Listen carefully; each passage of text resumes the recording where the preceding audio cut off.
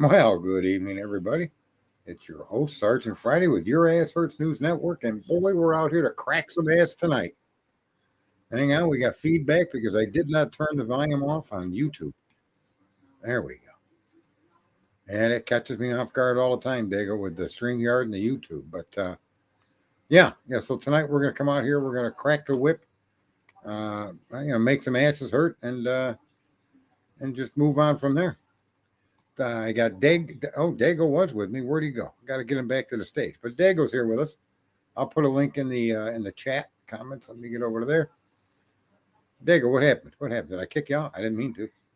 No, I'm okay. I don't know what happened. It's weird. I'm here though. I don't know. Let me check my camera. Something. Yeah, right. Kick your mic up just a little bit. I don't know how well you're hearing me. Absolutely. You sound good to me. Hold on. Is that any better? Yeah, that's good. That's good. Okay. I think it may have been your proximity to the mic, but it sounds fine to me. All right. Good deal. So, anyway, we're live at 9 p.m. Eastern Standard Time. Both Dago and myself are on the eastern side of the country. Yep. And I just figured I'd come in here and bring up what appears to be obvious, but nobody wants to talk about. Some of the things a lot of people might agree or not agree. And to be honest with you, these are my thoughts, my interpretation of the data that I've reviewed, and I could be just as wrong as anyone else in the world. However, I've come to understand that I think Dago will agree. I'm not often wrong. Not that I'm never wrong, but very seldom. Dago, I can agree. See, that's what a good co-host does. Where's Cletus? Definitely agree. No, I do get things wrong, but my observations generally are pretty spot on. And with the facts that I have, like so far, more and more facts are being added to this case, right? Mm-hmm. And I don't know, but you walk by a dead body at 4:30 in the morning, and you can observe your friend laying on the floor with their head towards the wall and the feet towards the door. You can make that much of an observation, but you can't tell us what the perpetrator looked like? Exactly. I mean, what kind of light had to be shining into that room to see all the way down a hallway and a body on the floor? And why wouldn't you run to the body? 100%. What did you know that you're not telling us? That's my question, because if you didn't know anything and didn't know ahead of time, then I absolutely believe she would have ran right over and said, "Hey, are you okay?" But she didn't, which tells me she did know something. Didn't even call out to her. Nope, just kept right on going. I don't know, ladies and gentlemen, but my stomach turns just hearing the things that we've heard. I've been quiet for a while. I've stayed off of streaming for a little while, and I've been listening to a lot of the comments and watching some of these different shows and bebopping in and out of them, catching different segments, fast forwarding them, blah, blah, blah, doing the things I do to burn up some time. And I'm just appalled at what was kept hidden from the public for 2.5 years when it comes to this so-called witness, Dylan Mortensen. Witness? That woman's got more guilt wrapped around her than 10 Brian Kohbergers. Suspect. No, I'm going to call it guilt. I'm allowed to have my opinion. Absolutely. Right? I want to be a guilter for Dylan Mortensen's guilt. There you go. There's nothing that woman did that doesn't scream, I'm guilty, I'm involved, I have knowledge prior, during, and after. That makes you guilty. I'll tell you one thing, she's not, and that's a damn victim. I'll tell you one thing, she's not, and that's a truth teller. That's true. Very true. She's a liar, and she's not a victim. And I'm sorry, people may not like that, but at this point, these are facts, folks. Well, what do they do for the time the phone stopped working? 4:37 a.m. to 7:30 a.m. Is that when she saw somebody with a vacuum cleaner on their back? And why the fuck would she call it a vacuum cleaner? Who's ever heard of a vacuum cleaner on somebody's back? Mm-hmm. Has anybody ever heard of a vacuum cleaner attached to your back? Well, that goes, yeah, and I think that brings in the firefighter scenario, Sarge, where she thought she saw something on somebody's back, like the firefighters wear our tanks. But where did the term? Is this something that the fucking crazies out here have added a vacuum cleaner? Or is this I something don't know. I mean, it's something. One of her statements, supposedly, it went from a vacuum to a firefighter to this to the. I mean, it's insane. It's all over the place, which again tells me she's lying. And I Thomas Sharp. Listen. I've made the argument that she was involved for 2.5 years, or at least since July of 2023, and even before then I was making that argument. And I don't, I'm not one to really care what you think of me or call me all the names you want. What do they say about you're shaming the people? I forget, victim shaming or something. Well, they're not victims, so yeah. What about the father? In light of all of these extraneous facts that have come forward, look at him. Yep.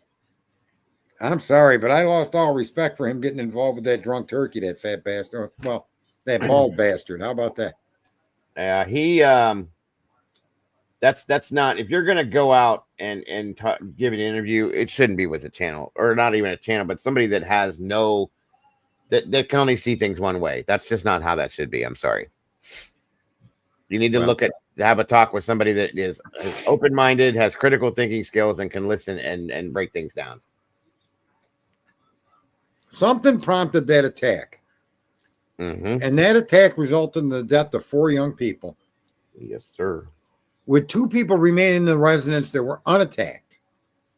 Even when confronted face-to-face by alleged killer. Yep. Nothing became of that. And that usually only happens. Well, we've seen it happen. Okay. So if you tell somebody, hey, at 9:00, I'm going to come over and I'm going to beat up little Joe. I want you to stay out of the way and don't say a word. Okay. And okay, I can do that. That's exactly how I'm perceiving this at this point. Okay. That's exactly how I'm seeing this now. Because otherwise, if you go into a home to beat up little Joe and anybody else that's there, well, why didn't you attack these other 2? Why didn't you walk through the house to see who was all there that may have seen or heard what you did? Unless they already knew. That's my opinion.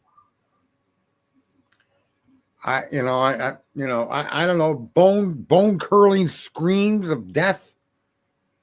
Wicked battles and multiple up to 54 stab wounds in one person, the beating that person had to receive at the end of a knife or whatever weapon was used, and your bedroom's right below that, and you thought someone was playing with the dog? You fucking idiot. We're supposed to buy that? No. Or Xana, who almost lost all her fingers, defending herself, ends up on the floor because you saw her there. You didn't hear that either? Wait, even worse. You knew some horrific thing was taking place to the point that you're trying to contact. Why are you trying to contact these victims? Why aren't you calling 911 and putting yourself under your bed? I don't know. I've seen women in scary horror movies. That's an option. Yeah, 100%. Why didn't you run out of the house? There's another one. Run to go find help. Nope, nothing happened because I right, Dave, I hate to step, but 4:37 a.m. to 7:30 a.m. is when the house was cleaned. That's what was happening during the time. There's no record of their phones. Yep, that does make sense. That makes perfect sense. The phones had no activity from 4:37 to 7:30 a.m. And believe me when I tell you, folks, I'm not often that far off a fucking mark. Nope, that makes by taking information and making sense of something. By taking the complex and making it simple, I'm pretty good at that. Yes, and I suggest that you take a strong consideration to the argument that from 4:37 a.m. to 7:30 in the morning, there was a cleanup going on inside of that house. And from 7:30 in the morning forward, there was a game being played to create a narrative that lasted for another 5 or 4 hours. Well, that makes sense, dude. 3 hours to clean, that's plenty of time, in my opinion. I saw a man with a vacuum on his back. A leaf blower. Leaf blowers, yes, but I've never seen anybody with a backpack vacuum. I haven't either. I don't know. Maybe it's a thing. Maybe on the Jetsons, but I've never seen one before. Truly, I haven't. Well, maybe commercial cleaners do it. I don't know. That could be. Why wouldn't you have it on wheels, though? Why would you want to carry a vacuum cleaner on your fucking back? I don't know. Wheels have been invented for a while now. Yes, sir. Good point. What's up, Outcast? Oh my God. So now I'm saying is with all of this additional information, I'm besides myself that even Steve is sticking up for these young women. They're just young kids. No, motherfucker. No. They're not young kids. They're young adults. That to be clear. And in that environment, you walk. How is it you can go from your bedroom to run downstairs, but on that run, on a hallway that's about 3 feet wide, you have enough time to look down that hallway and observe Zana laying out on the floor like that. Mm-hmm. And you don't run to her assistance? You don't call police? You don't do nothing? Well, even better yet, Sarge, why isn't he mad? Why isn't Steve mad that they didn't call 911 and possibly could have saved his daughter, maybe? You know, the more that gets revealed, the more horrific this stuff starts to appear. And the people that are like Daniel from the Drunk Turkey Show, that really is an apt description of an asshole that has no mind. The drunk turkey. And he behaves like a turkey. When the media embarrassed him, he became the ass kisser of the media narrative. He's their little lapdog. And so the drunk, and he's a turkey. That makes perfect. This guy foresaw his own fucking ignorance when he named his show. What do you think, Dago? It's a good point. It's a very good point. I know you don't want to. I don't want to drag you into my opinions. No. It's okay. It is a good point. And he's bald. He's bald. Remember when? Yeah. On Seinfeld, when George, the bald woman didn't want to date him because he was bald. Right. And Elaine yells in his face, "You're bald." And yes, that was hilarious. I don't know that Steve. I think Steve has been lied to. I think Steve may be part of the Stockholm syndrome. But listen, folks, when 1 and 1 adds up to 7, you got a problem. You have 3 sections of DNA under a fingernail, blood on the sheath, blood on a handrail, blood on a glove, and the inside of the glove that was never tested or never even swabbed, as far as we know. And you're telling me the only person that committed this crime was Brian Kohberger? I don't know how you make that conclusion. No, I got a beautiful head of hair that's layered back. My hair actually goes down past the collar of my shirt. He's not bald. Girl. I've seen it. He's not bald, guys. Hell no. That image you see up there is a year ago, and I let my hair grow back. It might be a different color, but it ain't bald. That's for sure. No, it's a blondish gray, no doubt. That's what I figured. Yeah. Well, I'm getting older, man, but I'm in great shape for my age, ladies. Bring it. Yep. Let me see. Who do we got here tonight? We got to start out with who do we got? We got Sarah. Not a very good image there, Sarah. Thomas. Yeah, to his right. Not bad. Thomas. Who else have we got in here? Another Sarah. I'm looking for some of those babes that show up in here. And we put their image, not so much to, it's not what comes out of their mouth that I pay attention to. It's what could be. Oh boy, Dago, you're a mess. Good to see you, nothing half-assed. Thank you for joining us, Miss W, BJ Workout Leggings, Carl, Miss Charlotte, Pamela Smith. Good to see you guys again.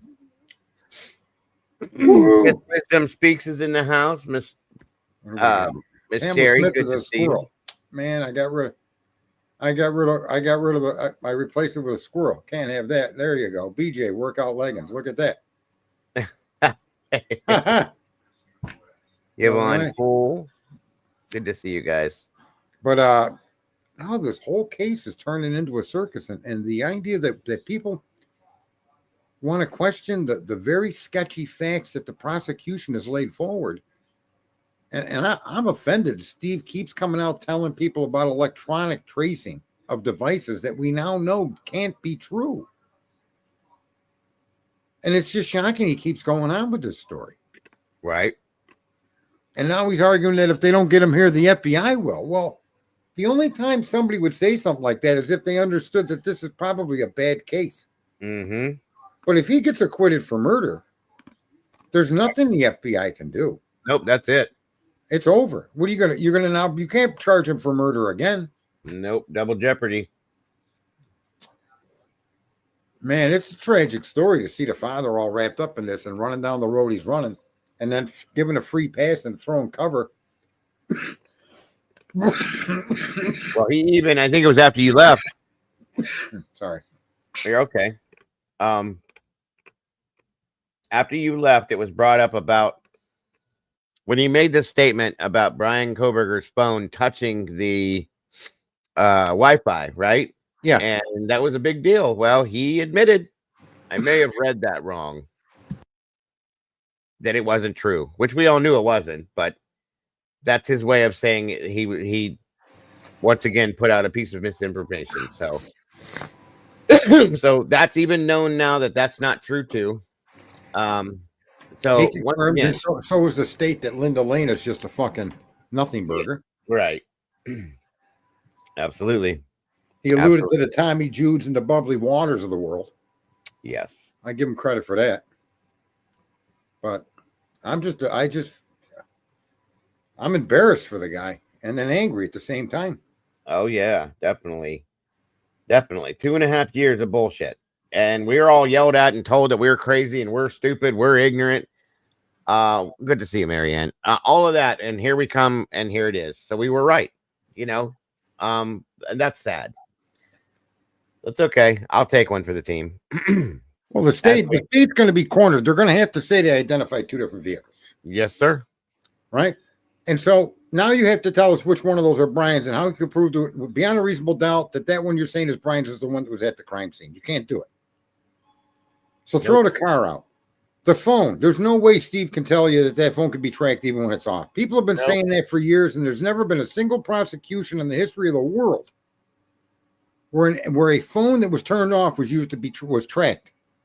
If that's the case, then there shouldn't be any fucking missing people that had phones. Agreed. Oh, every missing fucking person that had a phone, even if they were separated from their phone, should be findable as long as there's battery power in the phone.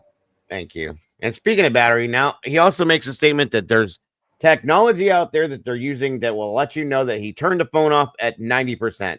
Give me a break. I don't even want to hear that. I don't want to hear that. That's ridiculous. That's just too much. I'm sorry. No, I think Steve was being sold a can of horse shit, and he's got that Stockholm syndrome going on, or Helsinki, or whatever the fuck. I agree with you. I agree with you. So in that respect, I give him a little credit, but the bottom line is, it's despicable what he's doing. I mean, I understand we want to, you more than anyone, Steve, want the killer of your child put to death. So do I. Absolutely. I'm not an anti-death penalty guy. But you're coming out with all these pie in the sky statements that all have been disproven. Mm-hmm.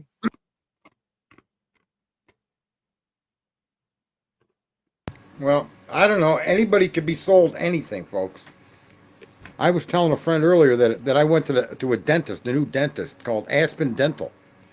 I used to go there. Well, they came out with a pitch book. And they started going over the teeth and the gums and turning these pages and telling me a story about.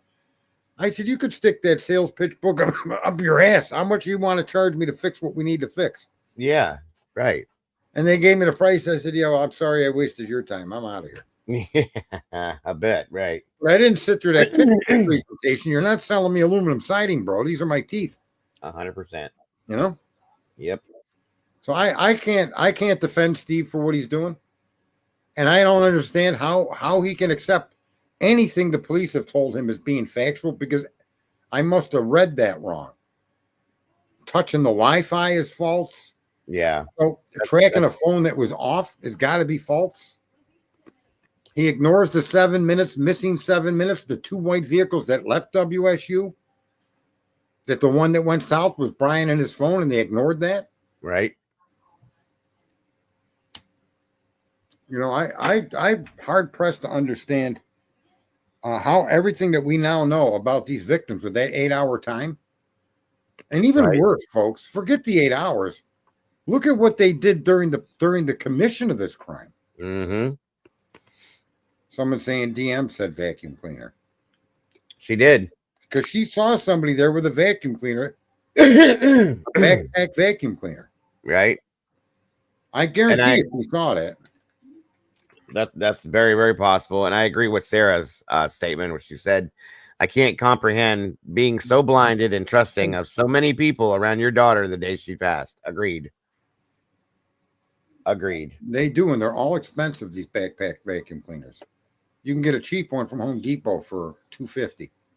But these are all expensive, and they are available. And I suggest that they're mainly used in commercial settings. Who's going to go around their house with a backpack vacuum cleaner? What's the sense in that when there's wheels? I don't get it. Do you? No, I don't at all.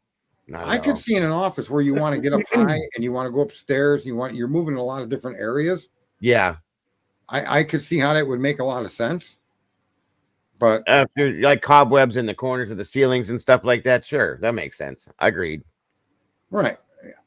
So what's real in this case, Pamela, the day that it happened, November 13th. That's what's real. That's the only thing I can tell you is real. Just put yourself in the shoes of her story. Try to put Dylan's story through your head and try to come out the other side of that doing what she did. That whole from 2 a.m. Now we know these girls were all together in that room. Right? At least 4 of them were upstairs. Mm-hmm. Yep. Now you claim, that and listen, I'm having a hard time spitting out my thoughts because I'm so besides myself over all of this information. I can't believe Steve Goncalves isn't besides himself. Steve, does someone need to smack you in the back of the fucking head? For real, bro. She went by a staircase and saw Zaina out on the floor. Here's the kicker of it all. When you finally supposedly bring people to the home that have no idea what happened, none. Yep. And the first thing they do when they enter the home is run to the kitchen to grab a knife. There's something wrong here. Yep. You don't need a knife to protect yourself. The fuck you need a knife to go get an unconscious person for? Exactly. Yeah, my friend Dago's unconscious in the kitchen, so let me go. Or no, he's in the garage. Let me run to the kitchen to grab a knife. I mean, what the fuck is that all about? That to me is that because they knew something was wrong, something happened. No, it's not that they knew something happened. They knew exactly what happened. That's what I mean. Yeah. Let's be clear. Everything that Dylan Mortensen says, everything in every one of her statements, if it wasn't prompted by the police, every single thing she did was try to avoid her involvement. Yep. Every statement she made is the exact statement a criminal, guilty, conscious person would make. I was drunk. I don't know. I can't remember. I have nightmares. All of that fucking happy horse shit is exactly what a guilty person will do. Then now we can add actual guilty actions that she's admitted to. Right. It's fucking incredible. Agreed. I'm besides myself. We go upstairs and Hunter ran today, or whoever went in the house with him. Who went in the house with them? Hunter Johnson, Emily, his girlfriend, Dylan, and Bethany. They all went up there. Hunter Johnson probably had the fucking backpack vacuum cleaner. He didn't have to be involved with the killing. Right. So the Goncalves made him strip and he didn't have a scratch on him. Yeah, I didn't do anything. That was Jack that they did that. That's her whoever boyfriend. They did that to, he could have been involved too.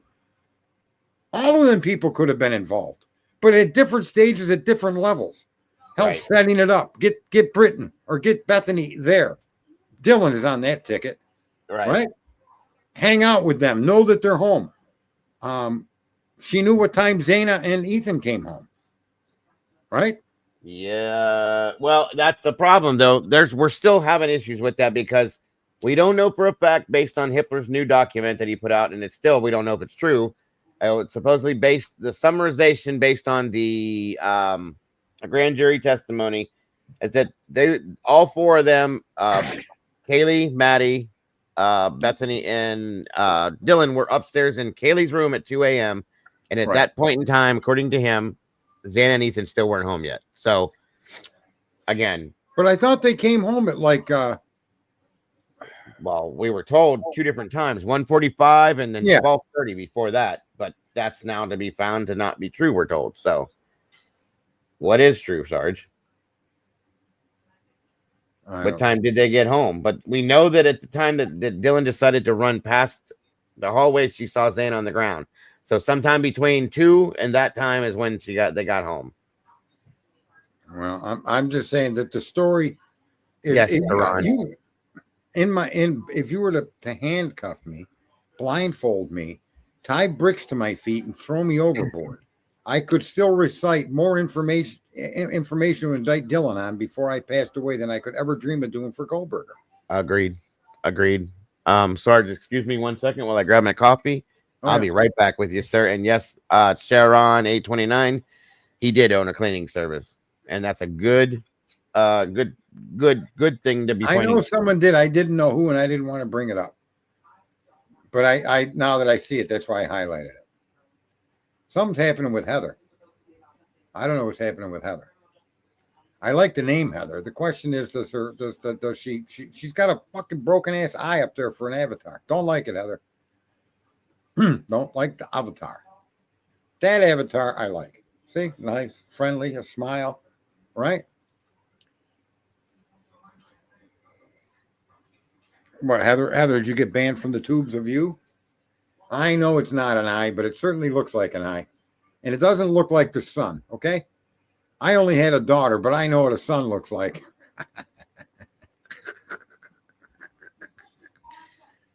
You got booted from YouTube. Well, he ought to come try and shut me up or have a conversation with me, for fuck's sakes. How can you ignore all of this information? I don't get it at all, man. I don't know why they would not like what you say. I mean, I don't monetize mainly for the purpose of, I think it gives you less exposure, and YouTube isn't really connected to you. I'm just like some slug that's hanging on by the slime of my teeth based on how YouTube works. So I don't monetize, and I don't do any of that. So yeah, it's a strange thing, man. So you got an admitted occupant of the property making statements that don't add up, finally now finding out things that were never given to the public. Isn't that interesting? How they sealed all of Dylan's statements until now. Isn't that interesting? That she saw Zaina on the floor, head towards the wall, feet towards the door, with that kind of specificity. How is it that she could see all the way down that hallway into that room? And how is it that didn't prompt her to call for help or go check on her friend? It's absolutely insane. Heather refuses to verify her identity. Well, she identifies as a really fucked up son. Steve G needs to be the alpha he claimed to be. I agree, man. I agree. None of this adds up. The idea that young woman or those 2 young women are incapable of murder is just, it defies reality. Now, I'm not even sure she wielded a knife, to be honest with you.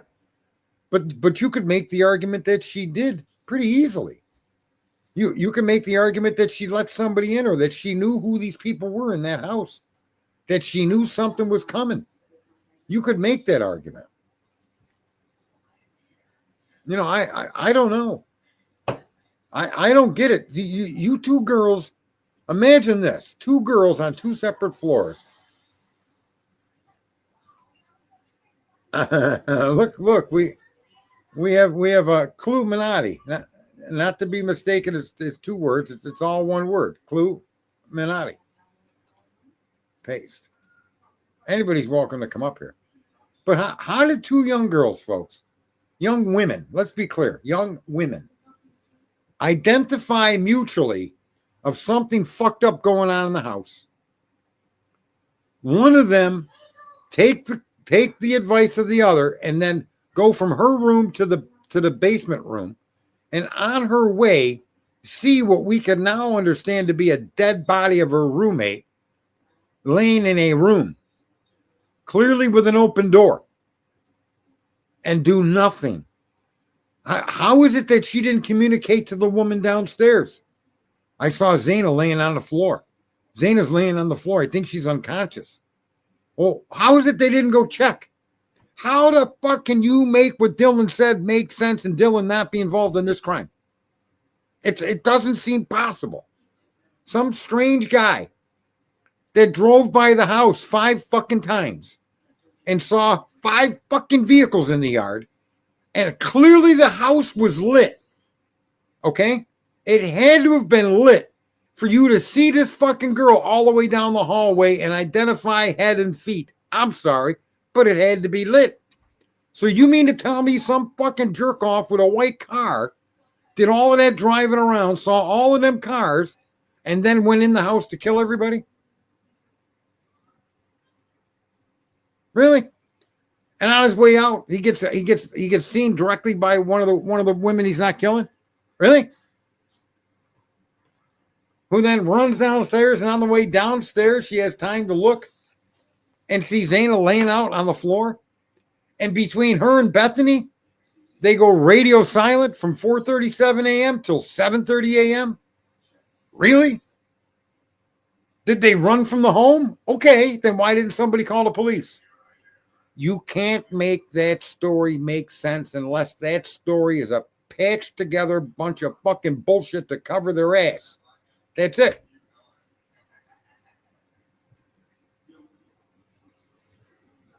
It's absolutely fucking insane.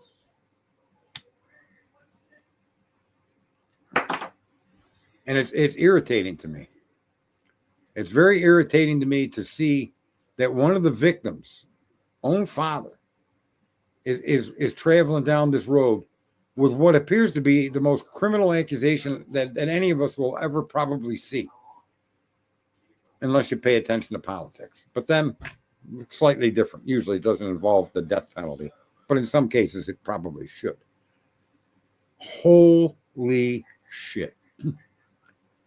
See, Cluminati was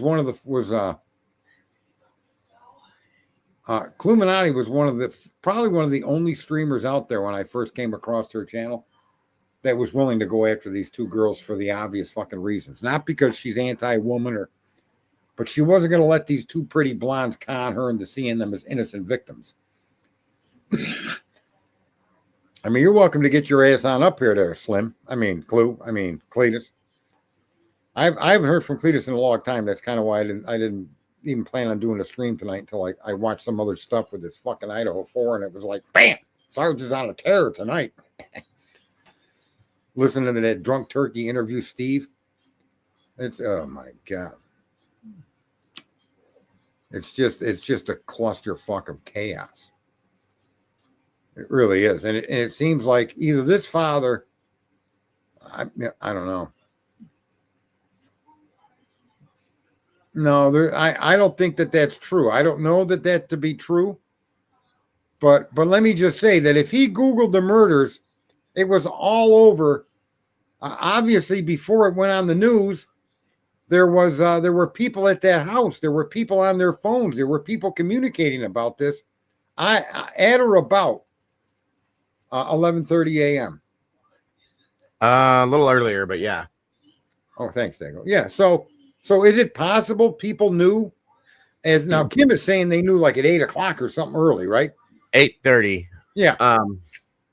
So even if he did type in, did he type in murders at 1122 Queen Road, Idaho, or did he just put in Idaho murders?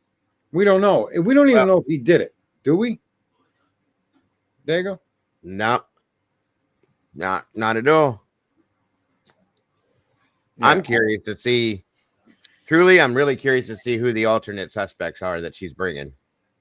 And I gotta wonder if it was, if the neighbor boy, Enan, if he's one of them, if any of the other kids in the circle are one of them. I'm just curious. That's all. I can't imagine Dylan not being an alternative suspect. She had the means. She had the method. She had the time. She places herself before, during, and after. She placed herself to be a witness, which is very common for someone that's committed a crime. Sure. Yeah. And her story is one contradiction after another, which is a story of a guilty person. People telling the truth don't have these glaring contradictions in their statements. This is true. This is true. I wish we'd have known 2 years ago that she went by that door and saw that girl down that hallway. I wish we'd have known all this shit 2 years ago. It would have changed a lot. Now, there is some suggestion that there's supposed to be a co-conspirator, and it might be Brent Kopaka. That's Did you read any of that? Yep. And what did you get out of that?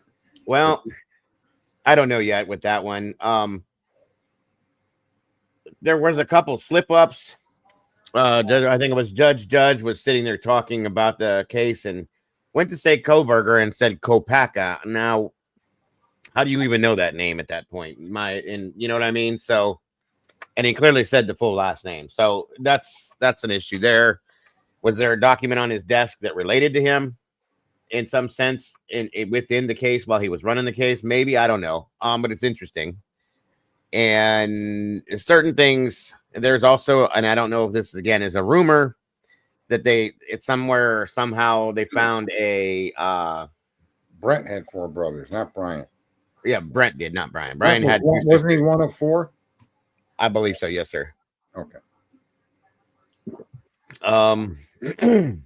Have a good night, Carl. What the hell was I saying? Sorry. Where was I at? Oh, that supposedly Brian's number was in Brent's phone, but we also heard that Brent's phone was found completely erased on the counter when his brother walked in. So I don't know. These rumors get twisted sometimes, and it's hard to exactly know what's right and wrong. So wasn't there something? Hi there, Mama Bear. Wasn't there something in the documents that said that the another suspect that can't be held to account or something like that? I can't remember. That sounds familiar though. I'm going off stuff that I heard from different streamers, and I don't take everybody's words. I got to read these documents. I've been being a little bit lazy, but that's what I've been doing is going through them all. It could be. I do remember hearing that somewhere. Yeah, but that Dylan admits she saw Zayna on the floor. It just triggered me. I can't taste it no more. I feel like fucking Popeye. Where's my spinach? Bethany, according to Bethany, did too. She for a slight second when she came up the stairs. So, why do you run to the kitchen for a knife? Well, yeah, for somebody that's passed out from being drunk, you don't need a knife to protect yourself from that. Only if you know. He knew because she knew. Right. That's why he went for a knife. There's no other reason. It doesn't. You can't make that make sense. Nope. I agree. Right. I saw someone in the house at around 4 a.m. is her story, right? Yes, sir. That wouldn't prompt me to find a weapon to defend myself. It's 11:30 in the morning. Yeah, you'd have seen and heard that person in the house. It's beyond 11:30 in the morning. It's almost noon, and there's people outside with you. 8 hours later, I doubt that. What prompted him to feel like he needed to protect himself? Mm-hmm. That doesn't make no sense. Sure don't. Hey, Heather. Unless he knew. He had to have known, Sarge. And he was told by them, in my opinion. Okay. I believe truly that she said, "Hey, I need you to come over here, and this is what happened. This is what, or more. Could be deeper than that, but at the very least, no. They knew. They knew from 4:37 a.m. to 7:30 a.m. Their phones were not anywhere connected. They didn't use them at all, and it was either because those phones were turned off, right, which would be important to know, or they intentionally did not engage with their phones because they were busy doing something else other than hiding, cleaning, right."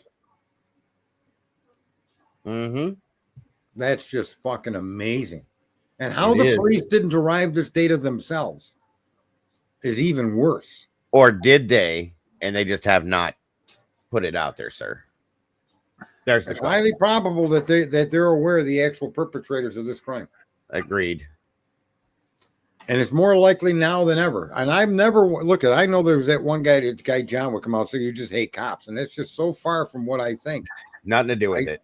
I do not hate police. I do not think they're all disrespectful or criminal. I do not think that we should be opposing our police officers. However, that doesn't mean I give them a free pass. They killed Floyd. That fucking cop killed Floyd by putting his knee on the back of his neck for 10 fucking minutes. I don't care if the guy's every drug in that city could have been ingested by him. Yep.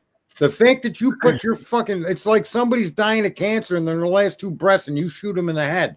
That's fucking murder. Right? You ain't lying. And killing is killing. I don't care about the extenuating circumstances. Would he have survived if you didn't put your knee in the back of his neck for 10 minutes? Yep. Probably. At least long enough to die from the overdose. People want to say killed him. Right? So listen, my point is that even extremists like Black Lives Matter, I don't like them. I can't stand them, but I'm capable of understanding facts and truth, regardless of where they come from. Tyree Nichols. There's another one. Tyree Nichols. He didn't even have drugs in his system. They just yanked him out of his car. A hit group that was for the special unit for the police department and killed him, beat him to death as he's screaming for his mother down the road, trying to get away for no reason. No reason at all. So yeah. No, what I'm saying is that doesn't make me paint all policemen in that. Not at all. Not at all. That's kind of what I was building up to. I mean, absolutely. You know, there's bad apples in every tree.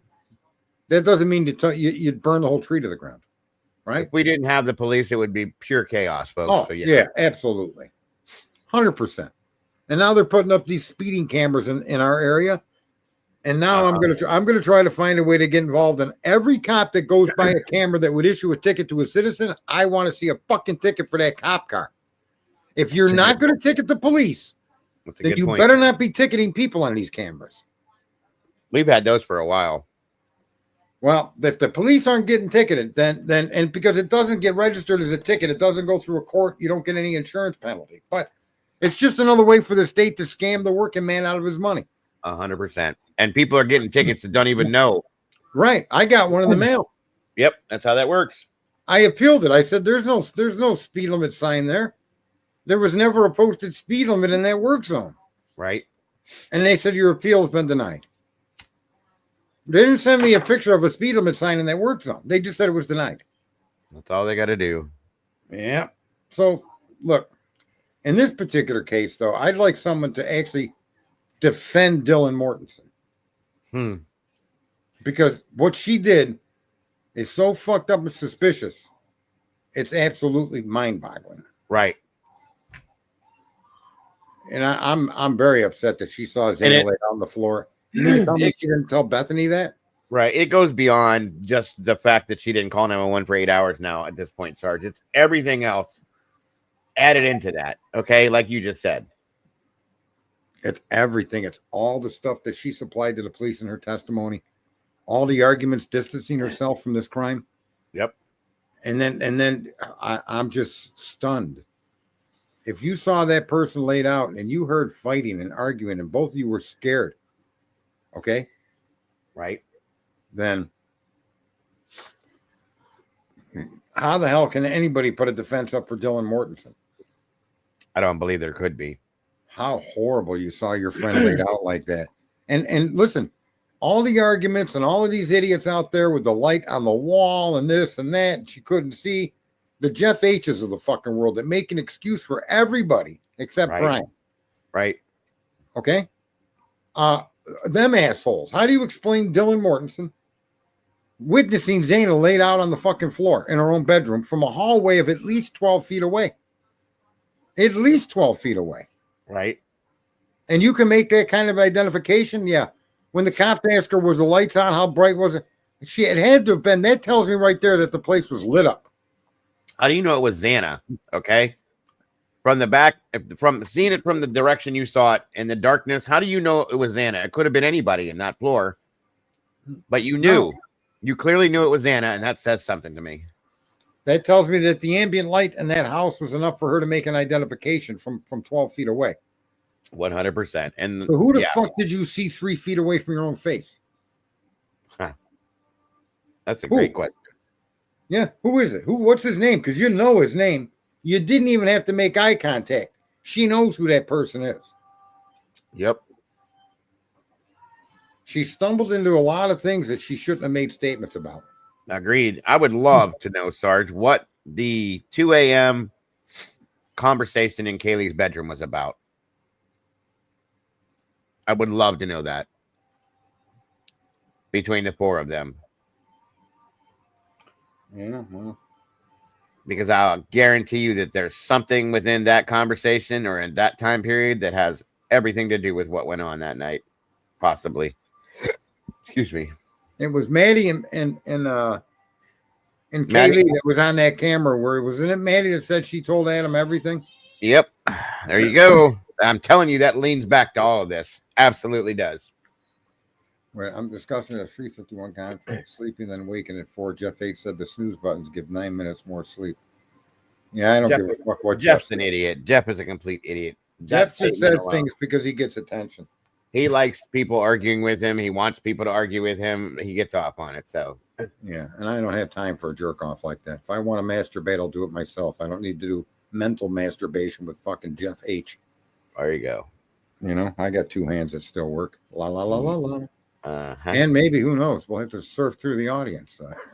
That's right, Pamela. It could have been an argument at 2 a.m. It could have been part of what was being spoken about on the way home to the front or on the way to the grub truck. What did you say to Adam? I told Adam everything. Okay.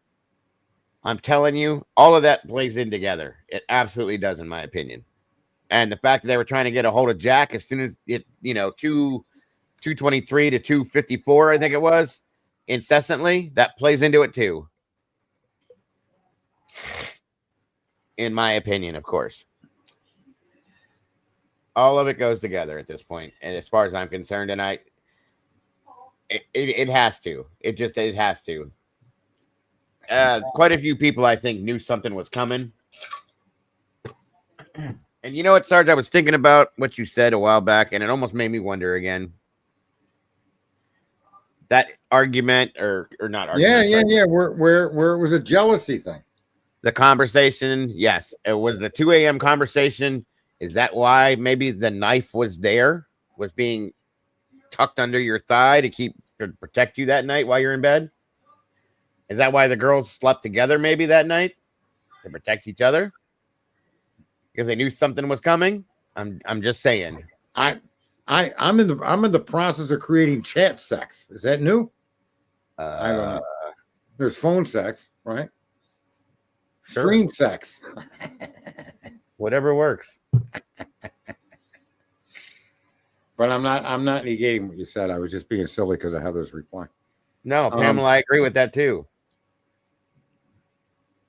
I said remember that this first thing I said, the knife had to be part of the crime scene. It didn't get brought in from the outside.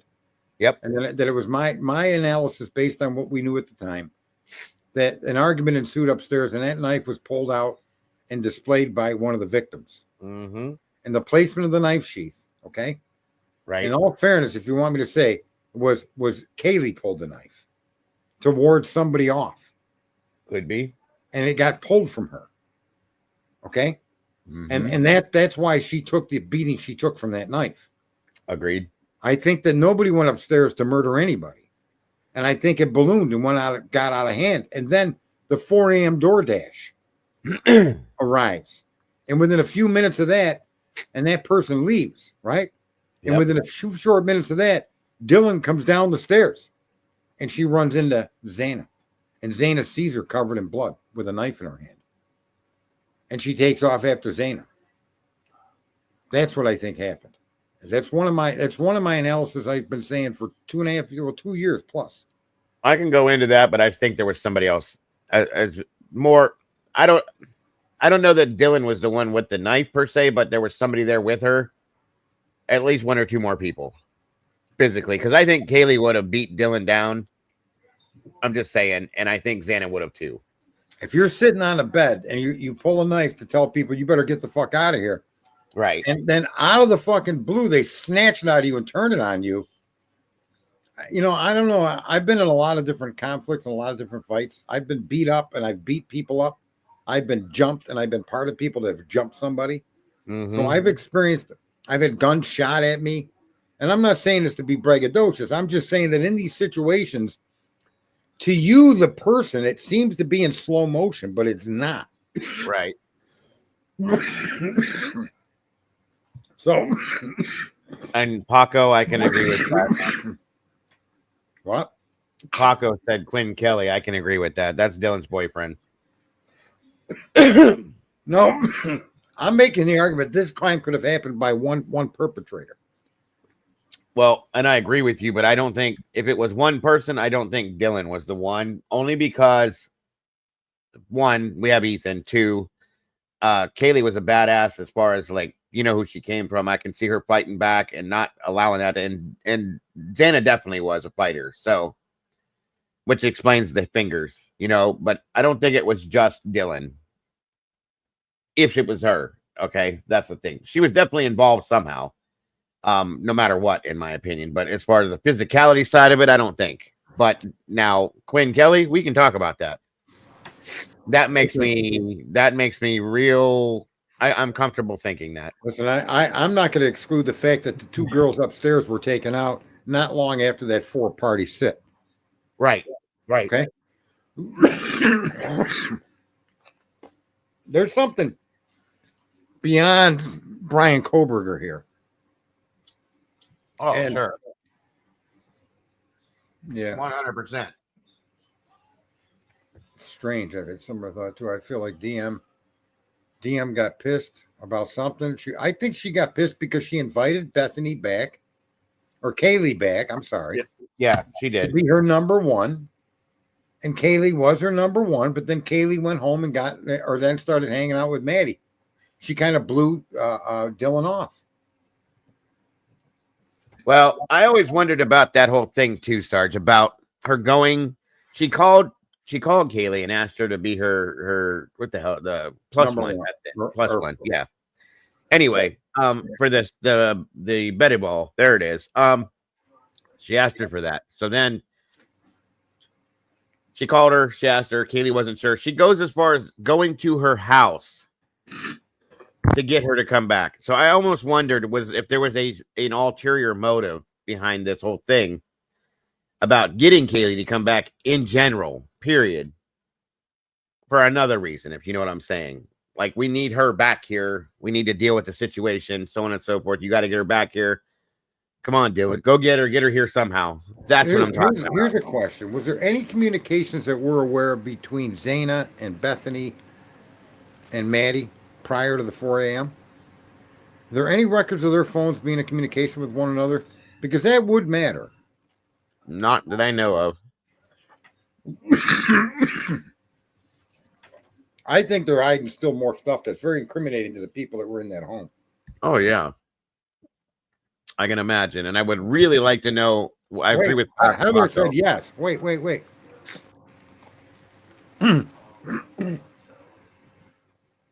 Okay. I'm talking about Zaina. Did Zaina have any contact with any of the occupants of that home between 2 and 4 a.m.?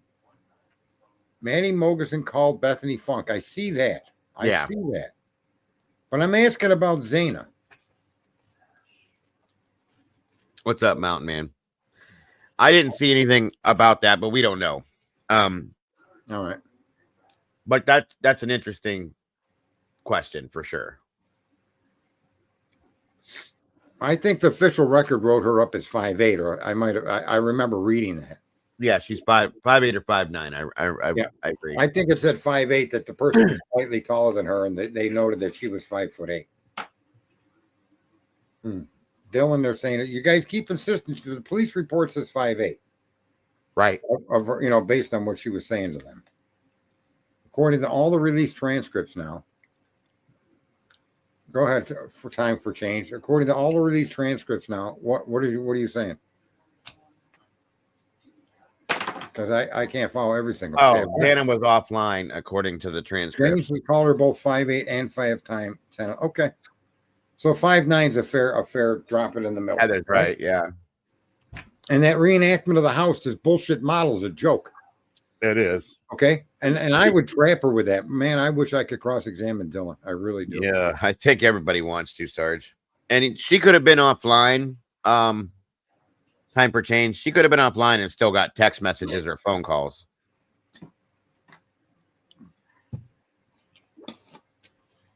She describes somebody almost herself in height and build. Then she says wearing a mask, wearing black, that looked at her, was only 3 feet away. I don't understand that. But again, that did they recognize each other, and that's why he continued out the back? That makes perfect sense. That could be. That's a good point. In other words, it was she probably was supposed to stay in her room, but then she peeked out or whatever she claims she did, and that person acknowledged her, but didn't have any intent to do any harm to her. That's yep. Right? Did she let this person in? Did she let this person in? That was my other question, and I thought, did you let this person in at a specific time and go back in your room? That's a great point, sir. Yeah, you know, she does. See, now she makes a Clue pointed this out. Clue had said that she also made a statement that was something that was like that an innocent person would say. Or someone that didn't know what was going on when they referred. She was referring to Bethany. Oh yeah. Okay, so in one of the state and when that 911 call, there's something she says and they're referring to Bethany. Oh, like when they asked if she was passed out, and she said, "I don't know, but we can go check. Come on, Bethany, we need to go. We have to go." As in Bethany didn't want to go in there. Okay, so. Again, she starts with that 4 a.m. story. So she establishes the timeline. She's got communications between her and Bethany Funk, which keep that timeline intact, right? And then at 4:37 a.m., it all goes silent. But prior to it going silent, we now know that she left her room to go downstairs, saw one of the victims laid out on a fucking floor, right, and did absolutely nothing. And the following morning, whatever they were doing on their phones from 7:30 a.m. until they called the police was nothing. We don't know. It was bullshit. Well, Sergeant. Well, that's the thing, Sarge. They what the hell? Hitler. Sorry, couldn't think for a second. He in his affidavit that he just posted stated that at some point Dylan was creating and processing and cutting photographs and images in her phone and videos and stuff. So whatever the hell she was doing, that was one of the statements he made in that affidavit, that in that period of time somewhere, that was one of the things Dylan was doing on her phone, cutting and altering or something, videos and pictures or something, which is kind of interesting when you heard all that bullshit going on and you have time to get on your phone and do videos. Yeah, and whatever conversations were with her father. That's a great, and that's they're bringing an expert in for that, and that's a great point, Clifton. Is that what she was doing? Is that what the pictures were about? What were you cutting? She seemed very sober in on the phone call. It's at noon. I guess you probably would have sobered up by then. Yeah, it sounds like she was, and according to her, she was all trashed and everything, but she was able to do shit with videos and pictures on her phone. Interesting point. Yeah, Pam. I think the whole narrative would have changed 2 years ago if her description of what happened that night was fully released to the public. Oh, I agree with you, sir. 100%. I think this argument, you're victim shaming, it belongs to fucking Karens. You know what a Karen is, right? Yes, I do. These fucking whack of fucking. They're not victims. She's not a victim. I'm sorry. I'm tired of hearing people say that. She is not a victim. Okay. Nor is she a survivor. She didn't survive anything because she wasn't attacked.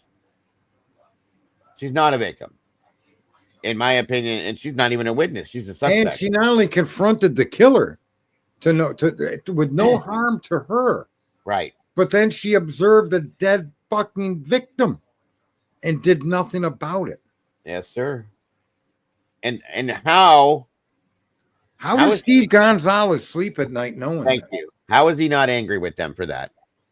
How could he not be besides himself? I know. His daughter's upstairs, but there's no way Dylan, at least Dylan, there's no way for her not to have known what happened that night. It's not possible. She knew it before, during, and after based on just her own statements. Right. Absolutely.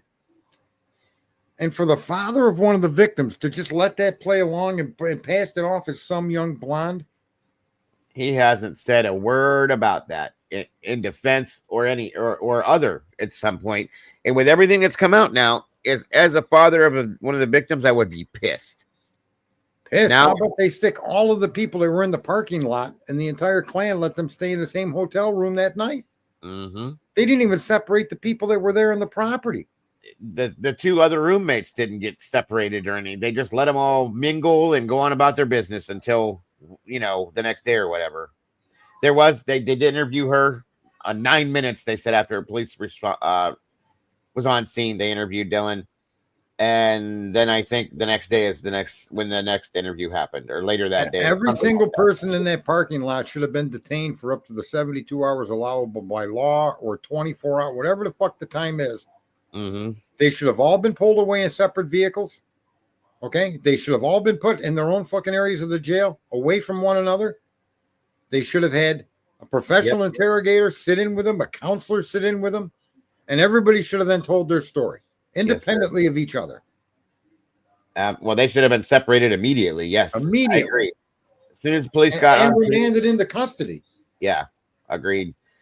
Each one of them should have been detained immediately. Especially the two roommates should have been detained immediately, right there. It's an absolute tragedy. And we've said this before. This crime, as if the management of the crime was done intentionally to cover things up, but not knowing Dylan is too stupid to tell a story that makes sense. Right. She's not even a good liar. Obviously not. She's too obvious. Right. She's way too obvious of a fucking liar. I was drunk. I was this. I was that. And I really initially thought when the cop asked her about eyebrows, knowing that she had pictures of eyes and eyebrows all over her bedroom. Yep. If she would have defaulted to that, acting like she was, oh, shoot. Because police will do that. They'll set you up that way. But no, it appears that the mask, the description of the baklav was something she knew what it was.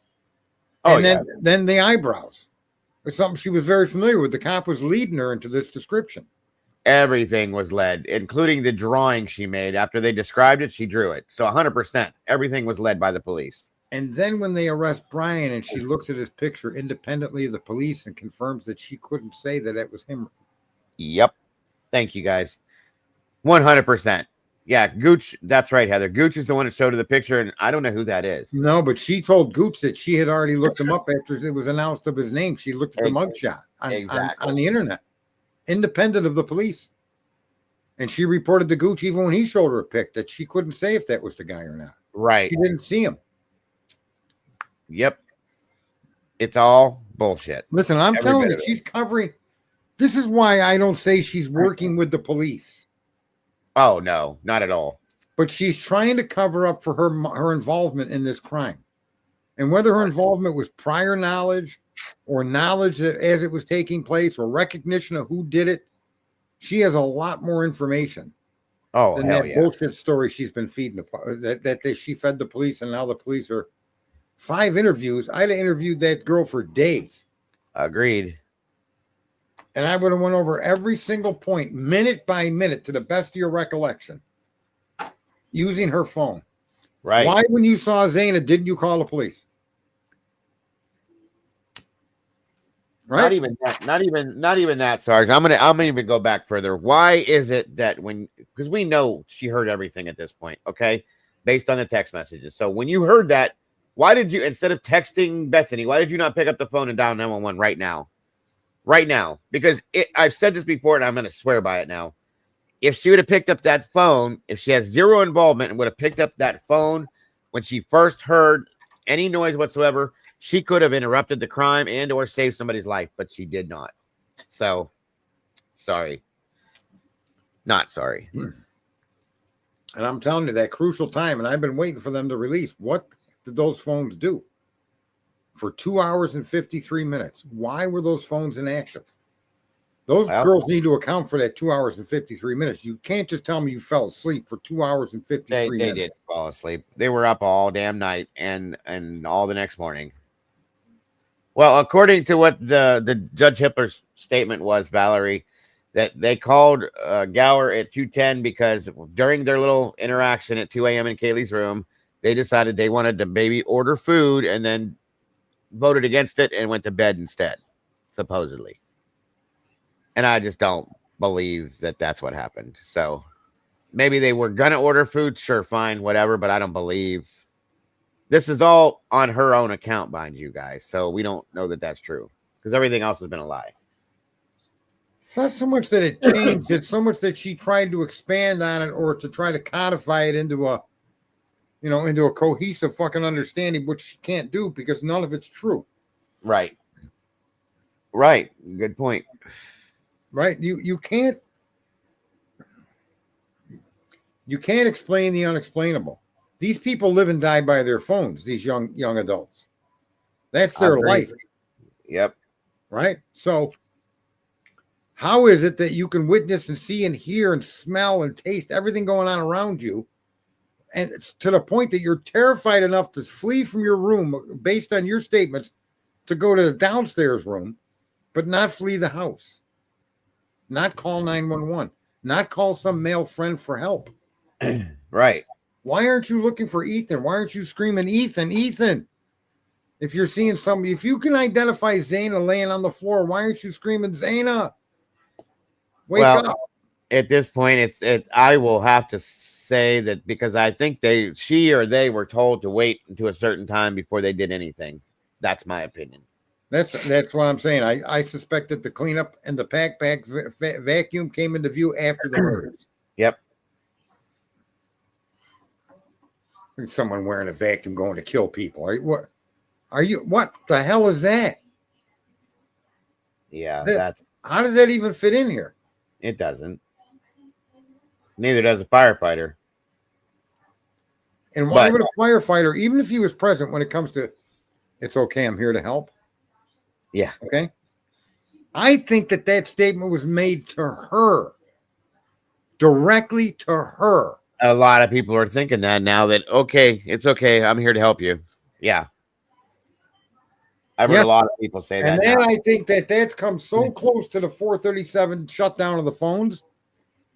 See, she's saying that this all happened during the time period of 4 to whenever, right? Right. And she thinks she heard someone say, it's okay, I'm here to help. Right. And I've always said that's more of a statement to somebody that can hear it. Sure. You don't say that to dead bodies. Nope. So who was that spoken to? Had it been Dylan. It very well could have been her, 100%. That makes more sense than the statement just being said with nobody to hear it. Oh, yeah. Right? Yes, sir. I heard him say, it's okay, I'm here to help, and then Zayna screamed. In other words, to make sense of that it's unsensible. Agreed. Maybe there's a better word for it than that. I don't know. No, it still that makes sense what you said. Unreasonable. Very unreasonable statement to repeat to the police. Yep. It's okay, I'm here to help. And then she brings up something with a vacuum or backpack or something. That would be consistent. Yeah. It might be one of my dreams. It might be because I was weirdly though, it is the first responder's speech. You're right. That is exactly what and I always said in the beginning, it sounded like a policeman to me. Oh, that statement weirdly comes from what I would think a policeman would say. I can agree. Right? What did you say when you came upon a crime or a scene where people needed help? We're here to help.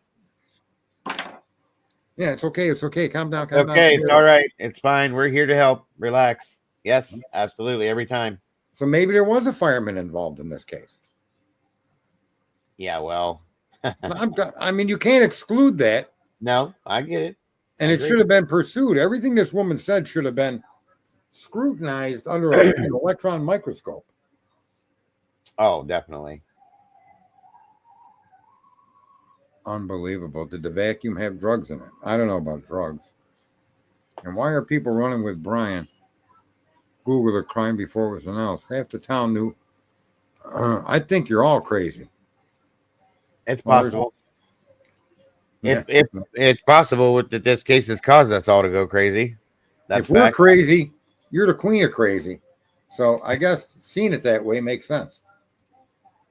Right? I have no problems doubting that I'd become crazy after this case because everything is insane that's come out with this.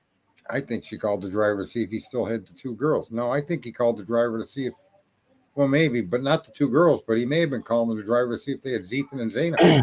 That Ethan is that could have been, yeah, because they were all up in Kaylee's bedroom at 2, and then 10 minutes later she calls Gower. Maybe it is to say, hey, do you have Ethan and Xana? Do you know where they're at? That's a good point. Maybe Chloe, everybody I put a link out there. maybe everybody needed to be in the house at a specific time. I still Yeah. wonder how that relates too, by the way, because Ethan's mother said 2:00 is a dark hour. And that's interesting to me. And After now knowing she's claiming that she was with the 4 girls. She was with 2 of the victims at 4 a.m. or 2 a.m. Now Dylan is making that clear. yeah. Yeah, this is a tragedy and justice like we see all over. Our justice system has just been, And that's it's what just I don't been understand, ruined. how Steve is not angry at them or for any of that. But he's not. It's okay. Makes no sense. Well, no, it does make sense if you remove the perpetrator that's accused. Okay? And Sure. if you can't accept Brian Kohberger, I'll say this. Make Brian Kohberger the driver. Sure. Okay? So let's roll with that. Maybe there is some kind of Brent Kopacka connection to all of this. Yeah. And Brent Kopacka was connected to that house, right? And Brent Kopacka had some friendship or interaction with Kohberger. That's possible. Look at that. She's making an excuse. Her fiance is taking a nap. And that's never kept you from speaking up before there, Clue. Remember who you're talking to. Who do we got here? We got Delby Rush CC. What the hell Sarge. is Delby Rush? I haven't talked to you in a while. How you been? Awesome. That's good. This case still driving you crazy? Not so much. It's actually got me, what's the word I'm looking for? Exasperated and just profoundly upset over the double talk and the misinformation and the hiding of info that would have been valuable 2 years ago. And it's just perplexing, man. It's very perplexing. I think you've been sitting on this, Sarge, for a while, waiting for it to come out, expecting it to come out, and ready to blow when it did. And I almost feel shame for the father. Yeah. Besides myself for what he's communicating to the public, and everything he's communicated has come up false. Yet now he's communicating more information that's going to be turned out to be false too. Yeah. Imagine if there were 3, 4, 5, 6, 7 known DNA samples and a pair of gloves that nobody swabbed the interior of. So 8 DNA samples at the crime scene where your daughter was killed. Right. And one of them was a transfer DNA, a microscopic piece of dust. And that's the guy you're going to want to see put to the death. What about the other 6 or 7? Why aren't they going to go to death with him? Why would you want to know who them fucking people are? And the information that they're putting out is all meant to lead us away from other suspects, real suspects, and it all leads away from the victims too. It's just all designed to get us. Basically, they're drawing everybody into that dollhouse by talking constantly about texting and calling that happened in the house. Here's the other thing with the PCA. That should never have led to the arrest of an American citizen. Not in a million fucking years. Never. And not only that, with what we now know, if Ann would have known that when she went to appeal or to get rid of the indictment, that indictment wouldn't have held up in court. That PCA is nothing. And someone said in the audience, the only thing that's true is there's 4 dead people. That's it. Not a single other piece of information in that PCA is a verifiable fact at all. Except for the date. That's it. The date. Well, most of it's been proven not to be factual. It's all been disproven. It's all a theory of circumstance. And now there's proof that that 911 call that contradicts the 911 call. In the 911 call, they're acting like Hunter in the moment, while they're on the phone, goes up and checks on a roommate. But in the documents that just came out, it shows that he went up there with a couple of them before they called 911. The 911 call was basically a reenactment of Yeah. what they did 6 minutes before that, which is insane to me. Yeah. And Sarge, one of the creators you like, Lana Banana Oriani, she did a really good show on that. Yeah, I skimmed through her stuff. I think, look, folks, I am not a lawyer, but I have an extraordinarily keen mind for the law, as I do with so many other things. And none of this is evidence of a crime, not even the DNA. And the fact that Americans have been conned into thinking that DNA proves something is a tragedy of all tragedies. But it's to be expected. I probably shouldn't be as besides myself as I usually am. When you look at the fact that there's 5.63 billion morons on this planet that are interacting online, and most of you are just abject fucking morons. Well, my gun at a crime scene with my fingerprints on it doesn't make me the puller of the trigger. It's circumstantial evidence. It's not evidence that I committed that fucking crime. I'm a fantastic suspect for a crime where a shooting takes place and my gun is found in the scene, but it don't make me the shooter. No. And people don't seem to understand how simple that is. The law in America is supposed to protect you from the government's overreach. That's what the law is here for. That a judge's whole job is to separate you from the government. He's the arbiter of law, but his main job is to protect you from government running you the fuck over. And they haven't been doing that. And so many of the cases against President Trump, and even in the cases they got now with these illegal fucking immigrants that they're all trying to keep here, those people are not entitled to due process. You fucking broke a national fucking law. You crossed the border illegally. You got to go.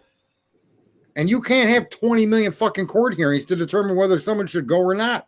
The fact of the matter is their ID shows you that they're from a foreign country and there's no record of their legal entry. Therefore, get the fuck out. And look what your justice system is doing with that. They're jamming it up. And they're preventing the right thing from being done. Because it's not wrong to kick people out of your fucking house that came in without being invited. You kick them the fuck out. If they don't get out, you fucking shoot them. It's called the cancel law. And yet this whole nation is being subjugated by fucking judges. 34 fucking felonies they charged this guy with. The same charges they went after Trump with, they found Joe Biden guilty of. A fucking sitting president guilty of the same charges, except he wasn't mentally fucking adequate to prosecute. While he was president, they made that ruling. And what do we do as Americans? We sit on our fucking hands? We do nothing. We got this case out here. Look, Brian could be involved. I've never said the kid is innocent. All I've said is that he's innocent until proven guilty, and everything that they've showed for proof does not meet the fucking test of beyond a reasonable doubt. I'd like to see Dylan be put in that fucking same position and let her show beyond let a jury decide if beyond a reasonable doubt she wasn't involved. And I don't think she could get out of that courtroom. I think Probably Dylan not. would be fucking convicted of something. We live in a very, very, and most of the reason our society is fucked up Agreed. is our fault. This is all our fault. I mean, you could blame the judges. You could blame Hitler. You could blame fucking Cracker Claus there, Thompson. These people have those jobs because good people like us don't do anything about it. That's why your country's in such fucked up condition. That's why China took all our manufacturing jobs. And now Trump is fighting to get them back. And he's the bad guy with tariffs. Right. Right? How about when you don't have to pay income tax if you make under $100,000 a year? How about that? How about no income tax on your Social Security, on your tips or on your overtime? Guess what? You know how you do that? With fucking tariffs. That's how you do that. He's right. He's right. He's right. A level playing field. And you get to make steel. You get to make fucking aluminum. You get to make fucking pots again. You could do fucking pottery and sell it in this country again. Made in America. Yeah. Right? I'm just, it's there. There's a lot of Americans that are aware, but they're still blind to fucking action. Nobody has given us solutions. Nobody's bringing us to a call to act. That's I one think of the part things of that are it, missing. part of it is, like I've never seen a case like this before, so it's kind of a new experience. I'm doing what I can to help, but this is like the first time I've seen had any line of sight into a case like this. No, it's all over the place. It Karen is Reed, now, but we didn't Delphi, always have right. a way to see it. Oh yeah, the internet has given us that option now. Yeah.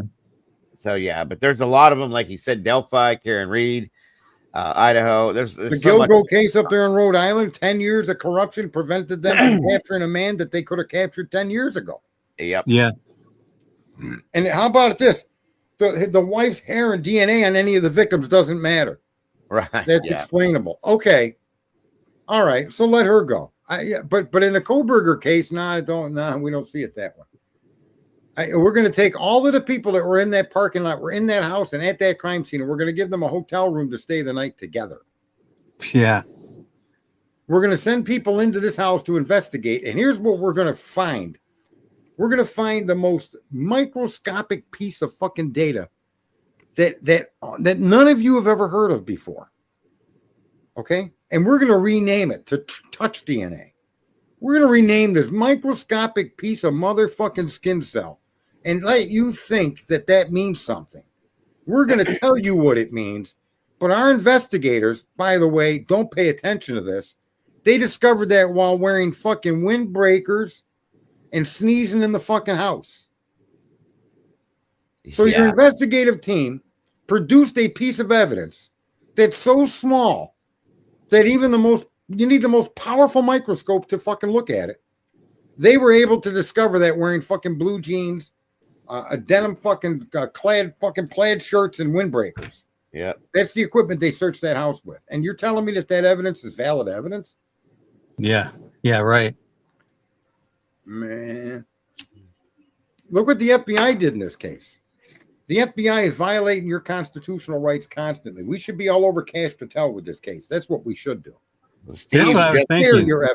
How dare your FBI go into databases where Americans joined that site because they were told their data was protected from law enforcement or to be shared with anybody. And then the fucking FBI backdoors it by using a contractor? Do you know, Trump has started tearing this apart. He's they've started coming down on Scott Green. How about that? President of the University of Idaho. They handed him his ass, in all honesty. Good. That's about time. He's on his way out for sure. Well, it's probably because he won't adhere to the new fucking regulations. No boys and girls sports. It's because what they did to him was they got the new secretary of the USDA, right? Who was not appointed but nominated by Trump, rescinded a $59 million grant that they had given the University of Idaho. Yep. And now that grant, keep in mind, that grant is meant to be spread among all those people he rubs elbow with in the state. Yeah. And especially you pay back people like Paul Kadovich, who shared his grant with University of Idaho a couple years ago, 2-3 years ago. And now Green's got nothing. And you know what they called it? Do you know what the secretary called it? Another green scam. How about that? Surprise. Yeah. And this is the they're guy. coming down on him. People seem to think that the KKK and those that supported British rule, they seem to think that genome or that line of individuals vanished because we won freedom from Britain. Well, then people that supported Britain didn't go away. Okay? There are people that believe that you should be ruled. Right. There's millions of people that think that.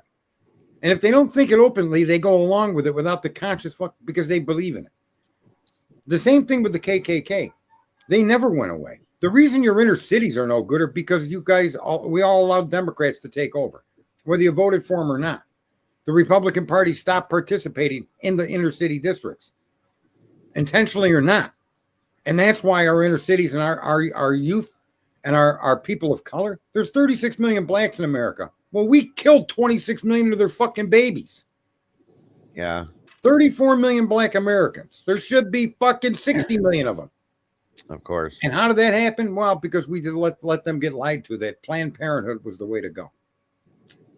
Yeah, we'll give fucking 20 million illegal immigrants, which is coincidentally about the number of blacks we slaughtered in abortions. We'll bring in 20 million fucking other people to take their place. That's what the Democratic Party has done. They did it right in front of your fucking faces. And your political leaders on the other side of the fucking aisle that are supposed to protect you from that didn't do a fucking thing because they're involved in that.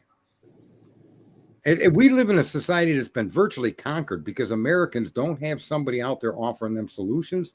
Someone like a Joe Rogan. I'm so tired of the bullshit of these talk show people and fucking Charlie Kirk. I'm not saying they're bad people. I'm saying they're either intentionally ignorant or just fucking ignorant. They're in a position to make a change in the world and they're not doing it. That's fucked up. Because those people could have a huge impact. Cases like this, we shouldn't be here debating this. No law enforcement agency should have arrested Brian Kohberger. No. I agree. No. And now there's so much evidence that it's unconscionable that he's still in there. Agreed. How many courts are going to let this continue to go on? And this is the real issue. These courts shouldn't allow this to go this far. Now you're telling us the PCA, he's been saying that since 2 years, the PCA doesn't matter. We're not using it in court. Well, you used it to arrest the guy and indict the guy. Well, the people behind this, I think the reason why we're seeing the courtroom starting to blow up, it's like a lower dream level in Inception. It's starting to break up, and that's because things are breaking up at higher levels. You know, they're losing their power base. I mean, I don't think Green has ever had an experience like this before. But everybody's going to turn on him, and the whole power base that's behind the murders and the trial and everything. That's why, you know, Hitler basically is having a nervous breakdown in the courtroom. I mean, he's saying and doing things that are just crazy, and it's because of the stress from the people behind all of this. Agreed. I wish I could be an advisor to Trump, because every single Democratic congressional person, senator, or anybody that went down to El Salvador to try to usurp and change what I determined was a fucking criminal enemy of the United States under a terrorist fucking provision, I'd have you all arrested under the Logan Act immediately. You fight it out in fucking court. Show me. I don't give a fuck what the media says. You're going to jail under the Logan Act. Hire a lawyer, and now the government of the United States is going to put you through the multi-million-dollar fucking defense game you put me through. I wouldn't even hide that. Fuck you. You did it to me, and I'm doing it to you because you really broke a fucking law. This man is under some act that gives the president utmost power to kick you out. Those organizations were designated terrorist organizations. They could pretty much fucking kill you on sight. Right? Remember when Obama was bombing fucking Americans and overseas? Remember that? Yes. He was using drones and he was killing Americans that wanted to fight with the Taliban. Remember that? Okay, that's the kind of power you got when you got a terrorist fucking organization listed, legally listed. And so anybody that goes to El Salvador and tries to get that guy out of jail would meet a fucking corrections officer the minute they their plane landed. Right. I'd follow that plane home with F-16s. Fuck you. Yeah, this is a private air show. Guess what? It's going to be the last thing you see before you got steel bars slamming in your fucking face. There you go. Same thing with this kid Kohberger. I want to see one piece of evidence that links him to the crime directly. Just one. Just one. And not a sample of DNA that you claim. Yep. And the interesting thing is what they're calling evidence, you know, this pseudo evidence that they have, it's like there should be, if he drove his car there like they're saying, there should be very clear pictures of that. There should be video. I mean, listen, the car should have had some distinctive element to connect it to the crime. Yeah, there should have been. Apart. You literally took the thing apart. The seats out, the steering wheel off, the fucking the foot pedals, the shifter, the fucking. And you found nothing. Nothing at all. And they're still using that, calling that evidence. Yeah. It's the furthest thing from evidence. It's not evidence. They're talking about lights on trees. How is a light on a tree? How does it, that's Brian's headlights? You know that? It's like they got Bubbly Waters and Tommy Jude working for the fucking prosecution. Oh, I can't pick on Tommy. He lets me on his show. Well, you don't have to agree with what I'm saying, but I got a fucking video of that guy going off telling you people were pissing on Ian's face, on Ethan's face.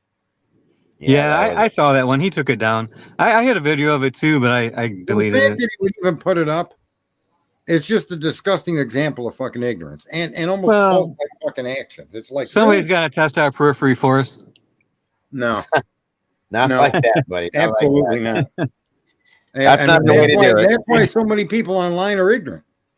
They listen to people like that, or people like that will come up with it. Look at this drunk turkey guy. There's so many people out here that don't want to be fair and say, okay, you got 14 different videos of a white car. Show me 2 of them that identify as a 14 or 16 near that house. And then show me that it connects to Brian. A dent, a scratch, a bumper sticker, a parking thing, a bad headlight, some fucking thing that makes Brian's car. Or I don't want to hear about cars. As far as I'm concerned, there were no cars involved in this crime. None. You can't even prove that there was a car tied to this crime at all. You got there's one car. There is one car that was involved, I think, and that's the one that picked up the forerunners that are seen in the body cam on West Taylor Avenue, running behind the police car. Yeah, with that car that picks them up. I didn't even see that happen. Where did you see that? Yeah, so I'm turning their tactics against them. They want to talk about headlights. If you watch that video, and the best, well, I know you don't like that guy too, but there's videos out there, split screen and stuff, that you can watch and see that the car heading east, it heads east, and then you can see the runner. How do you connect that to the crime scene, though? Well, because you got the pathway that leads right to the sorority house where the murders were. And that's where they're coming from. Plus, they were carrying something that looks like it could even be like that cutout piece of drywall out of Maddie's room. But anyway, if you watch the video, that cut-up piece of drywall was done by the police. That was gathered for evidence. No, wait a minute. But they tore that house apart. I thought they were looking at that because the fact that it was cut out was evidence. No. They took that because there was something on that wall, blood or some kind of something. Right. I thought maybe that's why these guys. Look at here's what I try to do. I do theorize, but I theorize only within the data that they've released to us that we can't argue about her not seeing Zana. That argument's dead. She saw her, right? I don't want to hear about the Banfield, the grub truck, any of that stuff, because none of that so far has been connected to any of the defense or the prosecution's case with Kohberger. See, the case is about Brian Kohberger. All of this other outside shit, like the Bubbly Waters and the Tommies and all of these people with these theories are creating a theory out of information that's not part of the case. Well, see, I think it's exactly the opposite. I think the Brian Kohberger case has nothing to do with the Idaho 4 murders. And if you want to know what happened to the victims, yeah, but that's the case. Wait. That's the only case in front of you, though. That's the only case in front of you. The only case that we're discussing is the Brian Kohberger's accusations that he killed. It's full of lies, though. It's full of lies. It's perfectly fine. You can't fill the lies in with guesses from the grub truck. That makes no sense. Actually, you can. You can infer all kinds of things. That's what a human brain does. No, that's exactly why the internet and the world is so fucked up. Is people think it's critical thinking to try to connect things that aren't even in this case. If that stuff is relevant, then go make it relevant with facts. Don't try to submit that that's relevant because Brian's being lied about. That doesn't make no sense, bro. It makes none at all. That's what I'm pushing against online. That's not what I said. What I said is there's a difference between investigating the victims being murdered versus worrying about Brian Kohberger's trial, which has nothing to do with the people that were murdered. But Which neither is does the evidence. stuff you're the blanks. You're trying to fill blanks in with guesses. No, I'm not. No, I'm Really? putting it together. No, it makes perfectly logical sense. You just put that. Wait a minute. Stop. You just put that. Did he just not, Dago? Did he just not try to stick that drywall into a fact? Yeah, but let me finish. Let me finish telling Dago that if you watch the video, you can see that car goes by, and then you see the forerunners, and you never see the car's headlights. You never see any headlights anywhere, and then the car comes right back, like a minute and a half later. Inferring that they picked up the people that ran by. It goes back east, yeah. So what's that got to do with evidence that that's part of the crime? Because of the location. No, they come running from the direction of the. Dago, you know I don't give a fuck if they came running from the fucking backyard of that house. No, I know, but I think a lot of people have always wondered if they came from the house. Okay, but this is what I'm trying to say here. Critical thinking isn't taking something and fitting it into a puzzle that doesn't exist. We know there's 4 dead bodies, and we know the state is accusing Brian Kohberger. That's what we know. We do not know. We do not know if there was even any vehicles involved in this crime based on the state the case is presented. You can make that determination. But that doesn't mean that somebody's pickup truck or someone's SUV or a different white vehicle is involved. You understand? That's the problem I have with a lot of the streamers online. Is everybody wants to go off into these rabbit holes of supposition. Woulda, coulda, shoulda. No. That's not true. I mean, some people do, but what I'm trying to say is, you talk about Brian's car, right? I'm talking about a white car that they've identified. Yeah. So, and I'm saying that there's no evidence that it was connected to this crime at all. Okay, right. And if you're going to talk about that white car, why can't I talk about the 2013 white Elantra that belonged to the landlord of 1122? Did the police lie? It's not part. It's not part of the police lied and said, and they lied when the police officer lied and said it's not connected to the property. That's suspicious. And then you look at the Banfield video. But his idea that it's not connected to the property could also simply be that it wasn't part of the crime. Well, we don't. He didn't say. Listen, he didn't say that the owner of this vehicle or the corporation that owns it has no connection to the real estate holdings of that property. He didn't say that. He did. He said it's not related to the property. And related to the property, he's talking about the crime scene, the crime of that night. Crime scene's 1122. Oh man! Now, see, this is what I mean. You can make up all of these guesses of what happened. That's why I don't like that. That's not a guess. Guy. Team Idaho, of which PMG is a part of, who owns that white Elantra 2013, owned 1122. She was a landlord, and so that's connected to the property. They own the property. How is it connected to the crime? How much more can it be connected? He didn't say it was not connected to the crime. That's my point. He said it's not connected to the property, which is a lie. I see what you're saying, and I know Sarge's trying to make sure that it's not being connected to the crime, and you're saying that it's connected to the property itself. Listen, what it's even hard to connect. I told Adam everything. It's hard to connect that to the crime. You could try. Wait. You could say a lot of things about what happened at the. No, that's a straw man. You're using straw man arguments. No, I'm not. I'm telling you, you're connecting a car. You're telling me that car was owned by somebody that worked for a real estate company that owned that house. That's what you're saying. Yeah, and the person she bought it from was Dan Esty, who owns the Team Idaho. And he owned the house too. But she bought it from him, correct? When did she buy the car from him? Before she wrecked it. I don't know how long before the murders. Yeah. Okay. Yeah. So there you go. What is the relevance of that car? That it's a hell of a lot more connected to that house than Brian's car is. Not if he sold it. And there's a receipt to say he sold it to Betty Boop over here, and the crime happened after Betty Boop owned the car. Are you saying the woman that was in the car committed the crime? I'm saying she's part of Team Idaho. One owner of the house sold it to another owner of the house, 1122. The car is definitely connected to the property. The date of the sale? Oh, that's irrelevant. She owned it. No, what do you mean it's irrelevant? I mean, it's irrelevant. I mean, exactly what I said. It's irrelevant. She owned it at the time of the murders. Yvonne said it was September 22nd of 22. It was sold. Yeah, so okay. There you go. She bought it in September. But she bought it from the owner. Got as much. She bought it from Dan Esty. So before September, it was owned by another owner of Team Idaho in 1122. And then there's other things that you have to look at too, like the fact that somehow the University of Idaho's internet was turned off while the police are out on the street there. They were doing a maintenance that night for that. I did look into. They wouldn't do a maintenance that night. Get out of here.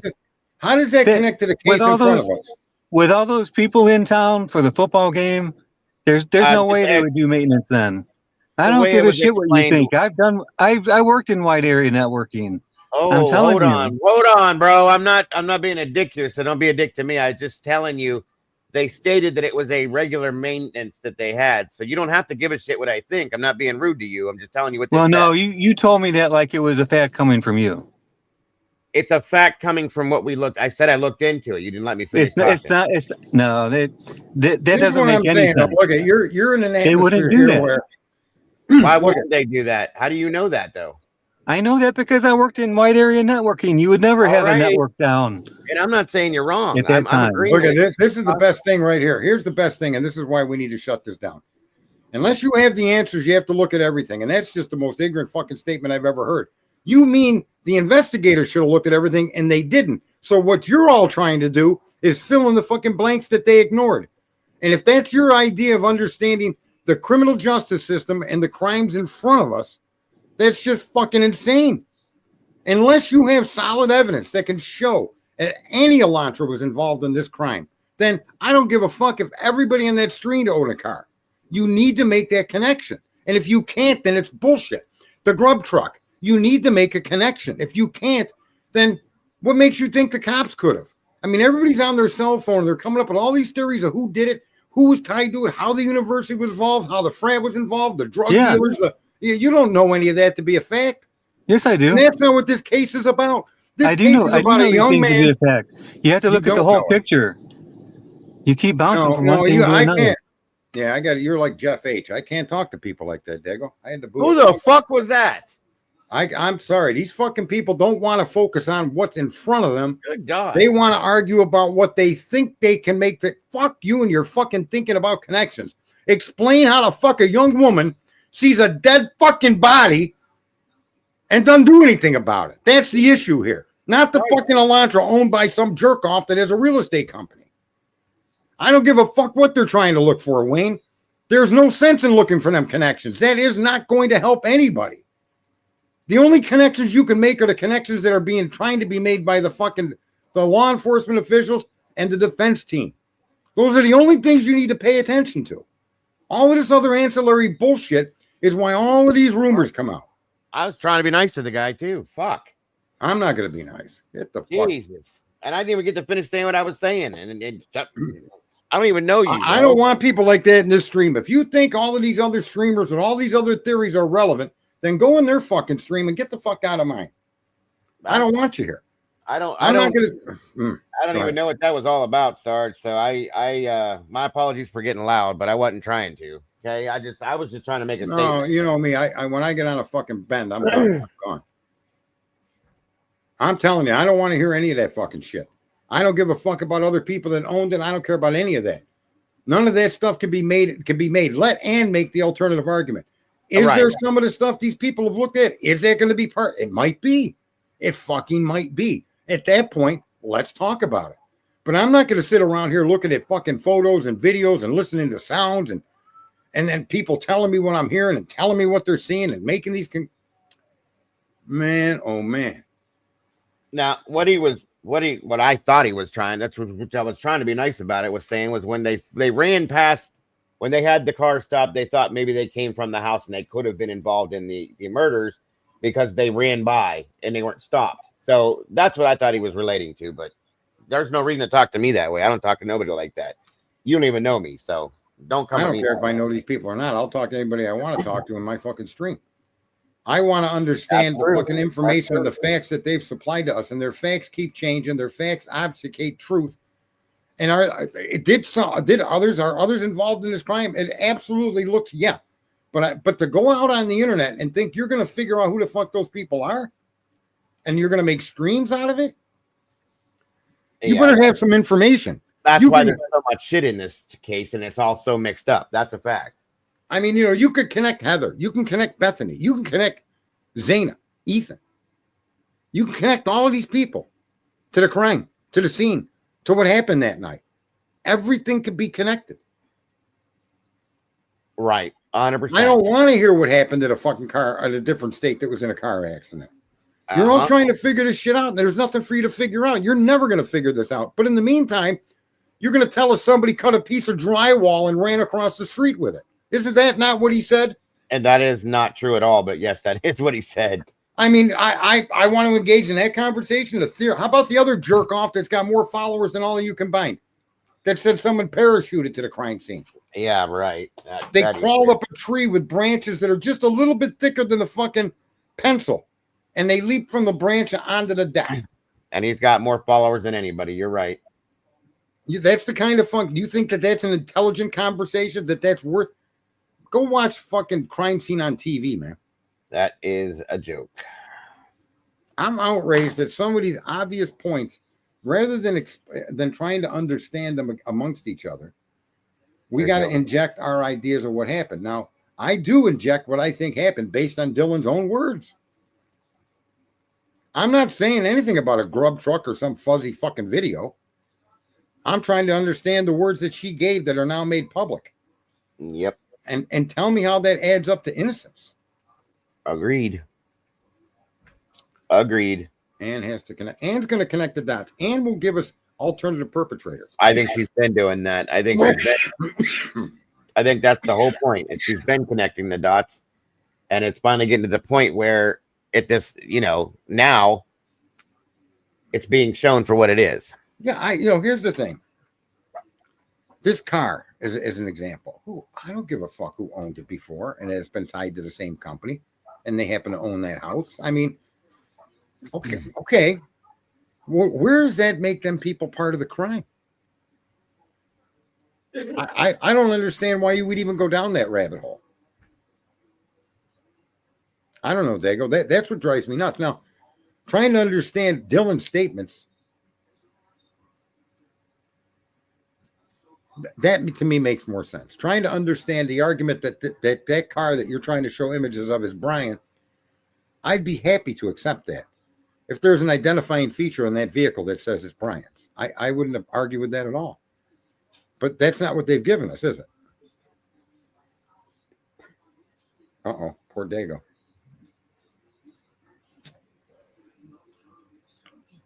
What about the glove with the Banfield boys? It could be a potential lead. It fucking could be a potential lead. But to what fucking end do you run with that? It's a great observation. Send it to Ann Taylor. Send her a clip of the video. Do something with it. But don't extrapolate that into that kid being the murderer. I mean, you're no better off than the fucking police that are accusing Brian. Every single one of these fucking theories is the exact same fucking thing Brian is going through.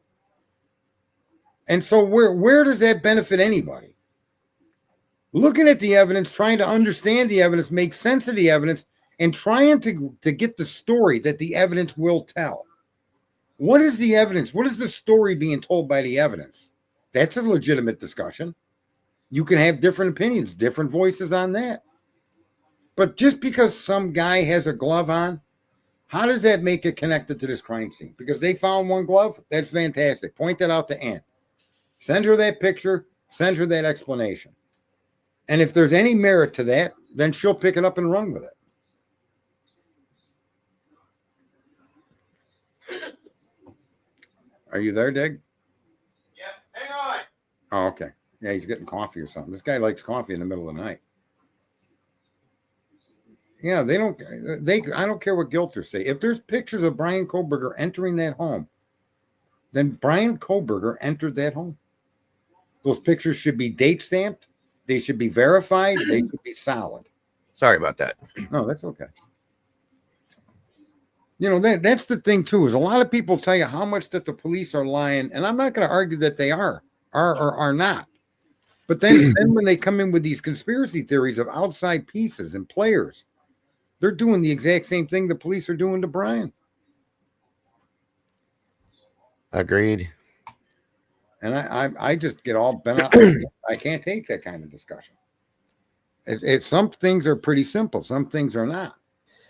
What is I want to know what the University of Phoenix purchase has to do with the crime.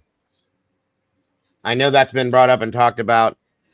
That's one other thing that Scott Green was involved in. I understand that, but what does that have to do with the crime at this point? Nothing. Then take whatever you think you're finding, Wayne, and send it to Ann. The idea that you're going to continue to extrapolate what you decide is evidence and create stories connecting other people to this crime is, to me, a literal waste of time, and it's ignorance at its finest. It literally is. If you guys have gone out on the internet and found evidence, that's solid evidence that connects somebody to the crime, or is so compelling that they should be considered a suspect, then you send that to law enforcement or send that to the defense. Better yet, send it to both. But to get up on the internet and start making all of these stories and try to connect these young boys running and this car stopping, and then you're doing the same fucking thing that the police did to Brian. And here you're supposed to be arguing against what the police did to Brian. And you're not. That's what I mean. People say, I come to the internet I don't pay attention to mainstream media. But when you come out here, you run into people like Wayne that are doing the same thing the mainstream media is doing, except for the other opinion, the opposite opinion. They got an opposite opinion of the media. And they think a guy with a glove and a group of 3 are suspicious. Fantastic. Send it to the police. Right? But where's that in the evidence that's been displayed? Where's the outrage for the nonsense that the state has provided against Kohberger? I couldn't understand. That's funny. Okay. What didn't you understand?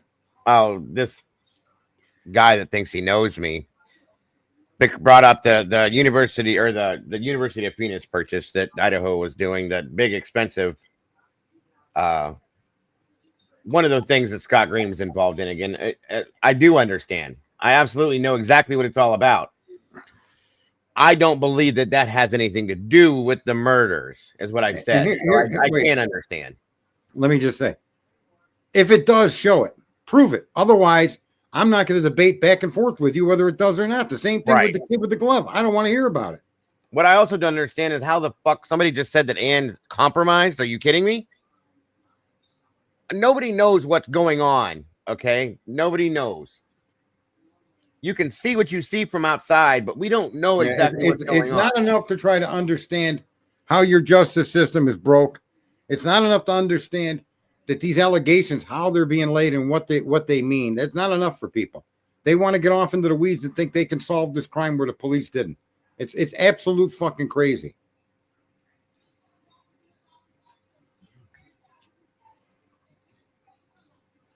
Then send the evidence in, Wayne. Right. Nothing stops an American citizen from doing that. Send the fucking evidence to the prosecution. Send it to the state. Send it to the fucking judge. Send it to Kohberger's family.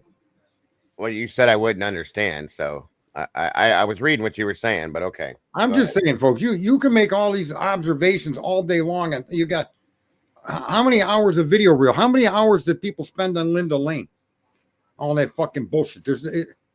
It's absolutely insane. Is it relevant? Not in the accusations against Brian, it's not.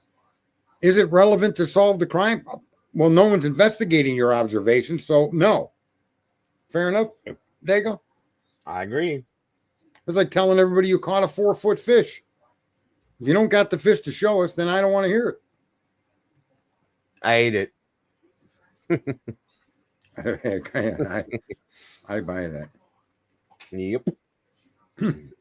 No, I generally do draw a very smart crowd. Most of the people that come in here are completely happy and easy to go if, in fact, there's evidence to show one way or the other of a crime committed.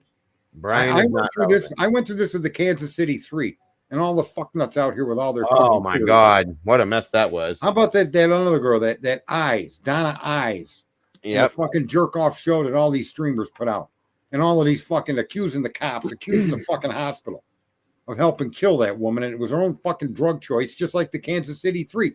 They look like drug problems. They look like they took drugs on their own. They look like they fucking overdosed and died. But no, none of you had to fucking say, well, the guy he was working on HIV fucking, he was a biochemist for HIV. And all of these streamers and all you fucktards out here that like to look at the extreme opposite of whatever you're seeing, you had to come up with all these designated fucking ideas. The cops should never have dropped her there. Well, be happy the fucking cop drove you that far. And you said, this is good enough, and the cop let you out. And all these streamers and people online, all you fucking people in the audience want to accuse the cop of killing Donna Eyes. You shouldn't have dropped her off there. You should have known it was cold out. Oh, shut the fuck up. That's the kind of shit that I push back against. That's the question, Wayne. That's not a question we can answer. Why? Right? Why haven't they tried to identify? There's where the whole problem lies, right there. One of the problems.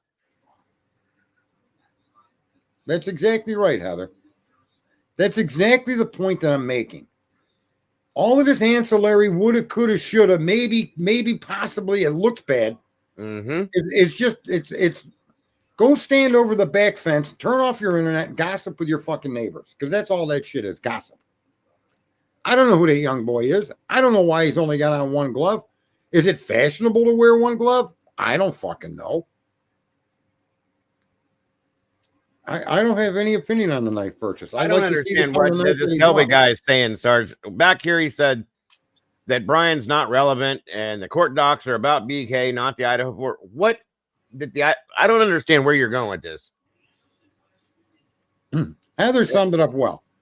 And that's the point. The thing is, look at, you can all agree that the cops framed him, blah, blah, blah. All this is a bunch of lies. That's fine.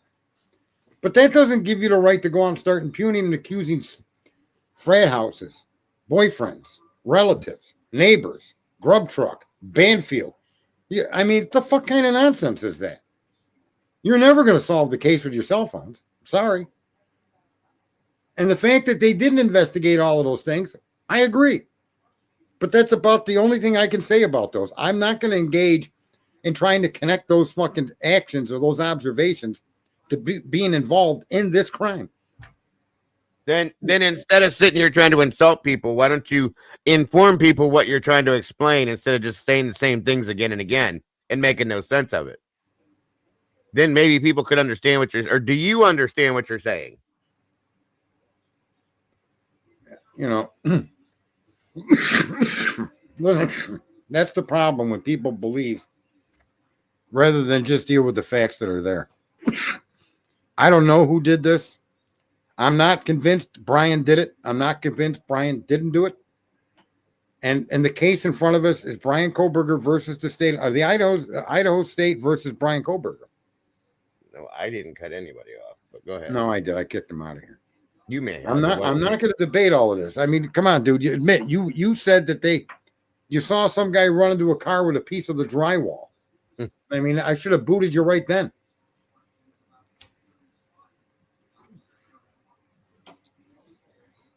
Yeah, that's what I mean. Yeah, it looked like anything anybody told you it was. See, this. Look at this.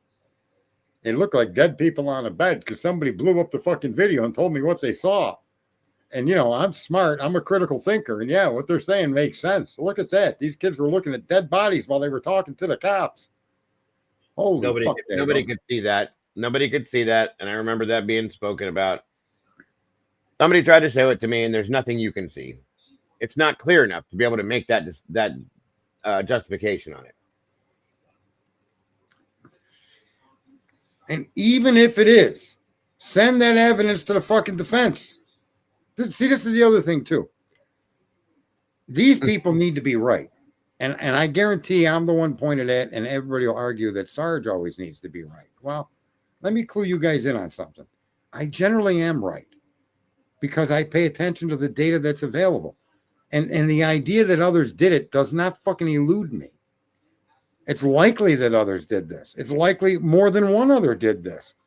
It's also possible that Brian Kohberger's connected these people in some way, shape, or form, be it by sheer innocence and coincidence or by some direct means. I don't know. But I can't say that the kid on the Banfield had any connection to this case. Right? Mm-hmm. Where are the pics that show dead people on the bed that these kids were looking at?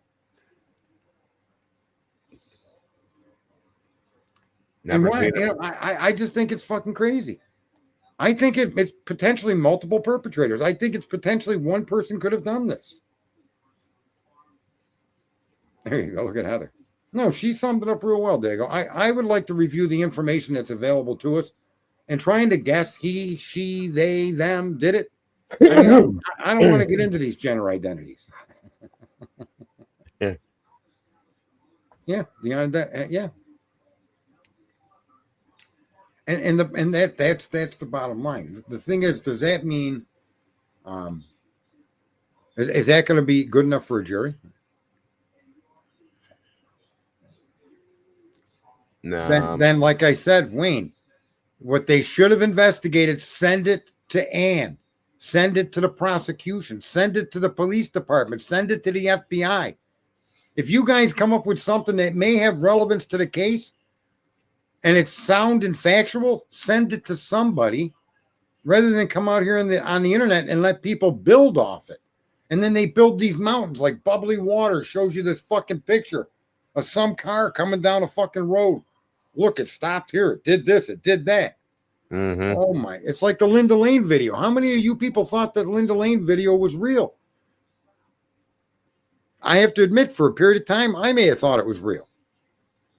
In all fairness, it's hard to get out of the way when everybody's fucking running towards the edge of the cliff. Right? What do? Get trampled, Dago, or do you run with them? Right. I don't get it, man. That's very frustrating. So where were we with this? We can get back to the Steve G. I think is despicable, and that I think he's despicable simply because there's so much contradicting information that's been released, that's been held from us. Right. And how much of that was he aware of? Right? Well, yeah. And I like I said, I feel like he's been fed these things to support and keep a narrative running, and or to keep him, I guess you could say, basically just to keep him happy. Placated. Right. Right. Yeah, that's the best way to put it. That's what I feel. Because I don't believe. Here's the other side of that too. I don't think he truly, wholeheartedly, actually believes it all either. In his mind, maybe I think he might question a lot of it. I don't know. He's pretty confident in what he's saying, but I'm going to respond. Look if they're all running for a cliff, you want to be the slowest runner, Heather. Come on. I thought you were fucking smart. Well, that's what I'm saying, Wayne. Then send the information off to those that could do something with it. But the idea to argue that it's more important than the case in front of us, or that needs to be part of the discussion of what's happening to Brian, other than the fact that, okay, if you think it's valid and you can support it or not, send it in. There's a whole bunch of places, the FBI, district attorney's office, the police department, individual policemen, Ann Taylor's office. There's a million places you could send this stuff. Send it. And that's the thing. But I'm not a bully by any means. I'm one of the nicest people you'll meet out here if you give me a chance to talk to you, but I'm not a bully by any means, so you can throw that out. If you feel bullied in here, get the fuck out. Who have I ever bullied in my time on YouTube? Anyone? Be talking that fucking happy whore. Don't you got hair on your nuts yet? Is your fucking Adam's apple dropped? Get the fuck out of here if you feel bullied. I'm the furthest thing from a bully. I promise you that. Me sending it to then, if you're not pushing any one of those theories, why do they got to be part of the fucking discussion, Wayne? I mean, there you go. That's a circle jerk conversation. I'm not even talking to you, bully. I'm telling you. What the hell are you talking about? I'm not even talking to you. I'm the furthest thing from a bully, though. Don't worry. You can't get bullied when you can't come in here no more. It's that fucking simple. Yeah, whatever, Wayne. You got to get the fuck out of here, too. Go hang out with your buddy Jeff H., you fucking twit. I don't want to hear any of that fucking happy horseshit, what you saw on someone's cell phone, the fucking Banfield, this, that. If that stuff is relevant, we'll see it at trial. Until then, I don't want people coming in here theorizing about these other fucking people. Theorize about the fucking people that were in that home based on the information that you can now verify to be the only information available to you, true or false, matters not. Right? Send your tips to Hitler. It's always been stated, and people do it all the time, that if people have information that they think is relevant or important, to send it to either side, depending on what side you're for, or what you think, then send it. Many people have sent a lot of shit to Ann. That's a fact. Yeah, I mean, who cares if they won't listen to it? I mean, the bottom line is you don't do something because somebody has to react a certain way for you to do it. I thought we were all adults in here. That's the problem with so much of this stuff on the internet. Oh, Trump will fix it. Well, why aren't we doing something to fix some of these problems? How many of you are seeing illegal immigrants and reporting them? Probably none of you. We'll do that. How many of you see a cop speed and don't report him? Well, none of you. We'll start doing it. Doesn't make you a bad person. It makes you a concerned fucking citizen. That I have actually done. I'll be honest. I've done that too, bro. I've done that. Yep. I don't care. I pull right over and tell them. I need your badge number, time of day, the car number, please. Your name, first and last. Right. Yeah, I've done that a couple of times actually. Yeah. So, but so we're with Steve G. Everything he shared, unless I'm mistaken, Dago, has been debunked. Almost about 90% of it. Yeah, agreed. What hasn't been? Well, basic stuff. That things that it's known on both ends, that it's true, but it's just stupid shit that has no bearing. But everything else, yeah. Everything else that he's brought to the table, especially within that interview, is all bullshit. And he even claims that one of the statements he made, he was wrong about putting out in the first place. So that's a problem. The whole touching the Wi-Fi thing. Oh, I must have read it wrong. Well, you can't do that and make a statement like that when it's involving somebody's life in a death penalty case. I'm sorry. I find it interesting that people don't even know what critical thinking is. But they'll come in here and make claims as if they're the owner of it. Look, I'm not a critical thinker on any level. Of course. No, because I don't believe in data. No, he's a very biased thinker. Yeah. I don't believe in data. I don't believe in stories. I believe in information that paints its own picture. Puzzles don't get put together when pieces from two different puzzles are combined. Although you wouldn't know that by talking to most of you fucking people out here. And for the most part, this room is generally filled with people that are very intelligent and they look for the nuances. Right? It didn't get by our eyes the way they handled that crime scene. Right? That they ripped that fucking house down. Right? It shouldn't get past. The bottom line is, did Brian Kohberger commit this crime? That's the question in front of us. Has there been enough evidence that would get beyond a reasonable doubt to convict the guy? And there isn't. Not as far as I'm concerned, no. Is there evidence that points directly to other potential perpetrators or other people involved? And there is. That's what we're talking about. Right. And you're full of shit, Mountain Man. I've seen you make some very intelligible statements, my friend. So you're very smart. Quit being a smart ass. That's another one. Steve has been saying all kinds of stuff, but when Steve said there's how could he have evaded the video? He wasn't talking about Brian Kohberger. A lot of people, because you played that chopped up on your stream. Yeah, but I don't think Steve G said he couldn't have done it without being caught on camera. I think he was talking about one of the kids that were there that morning or are related to these victims, and that he didn't leave his house that night. He made home all night. He made a statement. Steve did. Let's see. Yvonne said SG stating that they have video evidence of BK. Right. Leaving the house. Yeah, he did make that statement at some point. And see, that's what I'm saying. That's never been put out. Like that's bullshit. If they had something like that, it would have been put on the table, period. And he made other statements tonight. Well, not tonight, but when he did the interview that they had this locked down. There's no way he's ever going to see the light of day again. it's facts. It's the strongest case ever. Yeah, All of these things- look at read the comment. This is what I think he was referring to when it came to being on video. The security cameras he was talking to, he couldn't have avoided them. He said something like, "What do you do? Go out through the attic?" Oh, the security stuff. Yeah. So when he was talking about security videos and images, he wasn't talking about Brian Kohberger or the house where the crime was committed. No. He was talking about JD.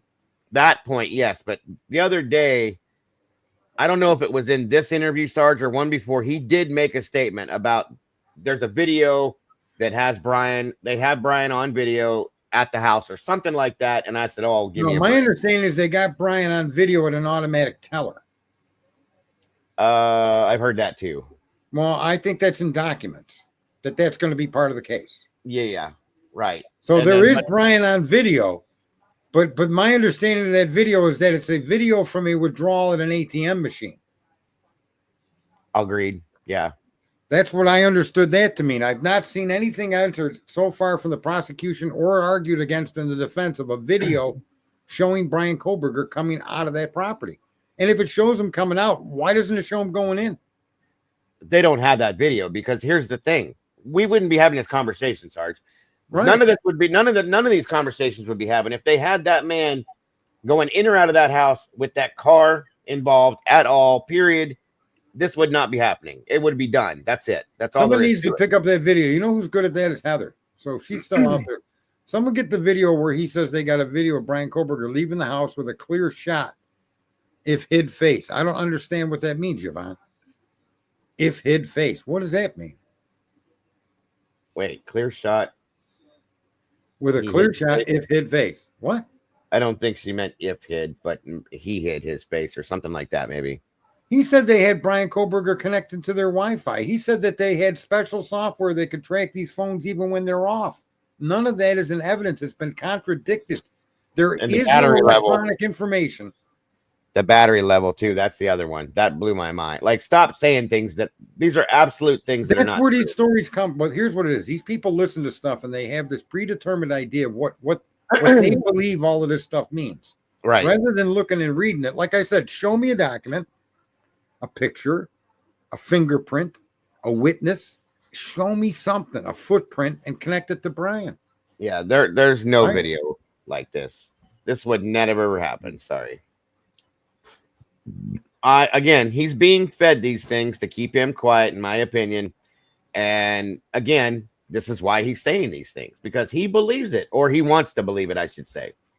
He wants to believe it because, that gives them the feeling that they need of justification for this. So that's my opinion on that wholeheartedly. Keep saying that the Tesla video records 24. I have no idea why he keeps repeating that. Wait, what? He keeps saying the Tesla video. Oh, yeah. I don't know. It just, he refers to so much weird shit when he talks. He does in a lot of ways talk in circles, no disrespect intended, but he does. Okay. And it's well, a Tesla video will, but I don't know that it records its surroundings 20. Does it record everything around it for 24 hours? It will record. The camera will record on or off. That's facts. My neighbor owns one. And yes, that's true. But Tesla is made different than people are saying that because Kaylee's new car, the Range Rover, they said had a camera that believed could record something, and some people thought that could have done that, and that could be his reference to that, is what they're saying, that it could. But here's the thing: it has to be hardwired into the vehicle to do it when the vehicle's off. That's been proven already. We've looked into it, so that's the thing. And I that could be why he's referring to that, because he likes to talk secretly sometimes. People have seen that before, where he'll say something that means something else, blah blah blah. It's just bullshit. Well, I think that up to this point, everything he shared with the public has been disproven. Thus far, yeah, absolutely. Okay, and I think that should be an eye opener for him. It should just it was 2016. It should be disturbing to everybody that there's 6 or 7 other DNA samples that were not. It is. Repeat, were not tested in the manner they tested a microscopic skin cell. Okay? That should disturb everybody to no end. And now they're openly talking about alternate perpetrators. Judge Hippler openly stated in a hearing, well, you know, it doesn't mean he didn't do it, just there could have been other people. So they're aware. The prosecution's aware. The judge is aware that there could be other people involved in this crime. And so here's the problem that a lot of people, this is why I say the facts matter. In a crime where there's a multiple homicide, you can't say one guy did it all. That's you bad. can be there's so look at, he could have been a driver, he could have been a cleaner, he could have been a planner, he could have been an observer, he could have been the person that paid you, he could have been a billion fucking things. But who actually wielded the knife that caused the wounds to remove the life from other human beings? You have to prove that with evidence. And I do not believe you can't that be one of seven. Right. Somebody physically used that knife on. Did he kill all four? Did he kill just one? Did they take turns? I mean, what the fuck? You can't just give a guy and hang him for 4 murders if there's more people involved. You have to show how either they got a flip on each other, right? Or you have to show a preponderance of evidence that this person was the wielder of the knife and the others were the lookouts. They do. Right? Yep, they do. Agreed. I agree with that. And that's the thing right there, is why are they not interested in looking into the fact of the possible other people? Why did they never take that other DNA and look into that?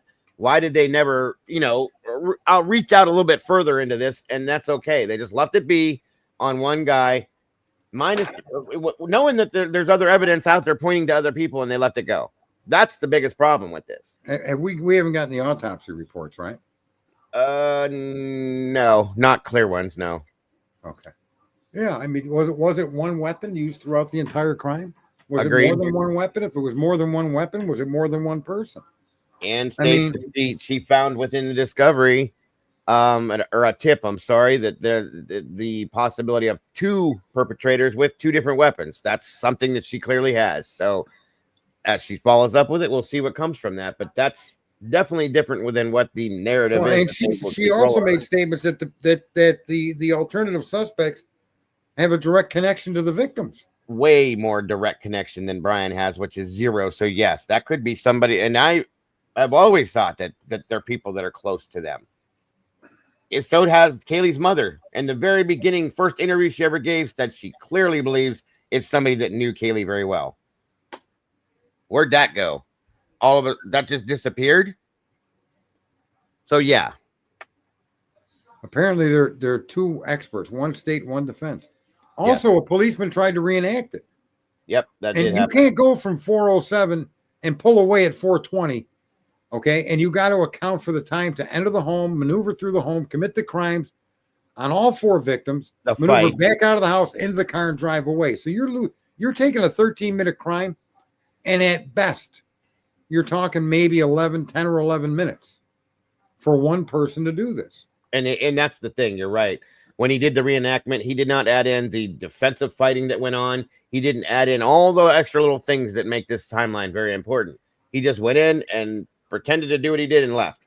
Not only that, the exhaustion after 54 strikes to one of the victims, even if it was the last victim, the sheer exhaustion of that of exertion.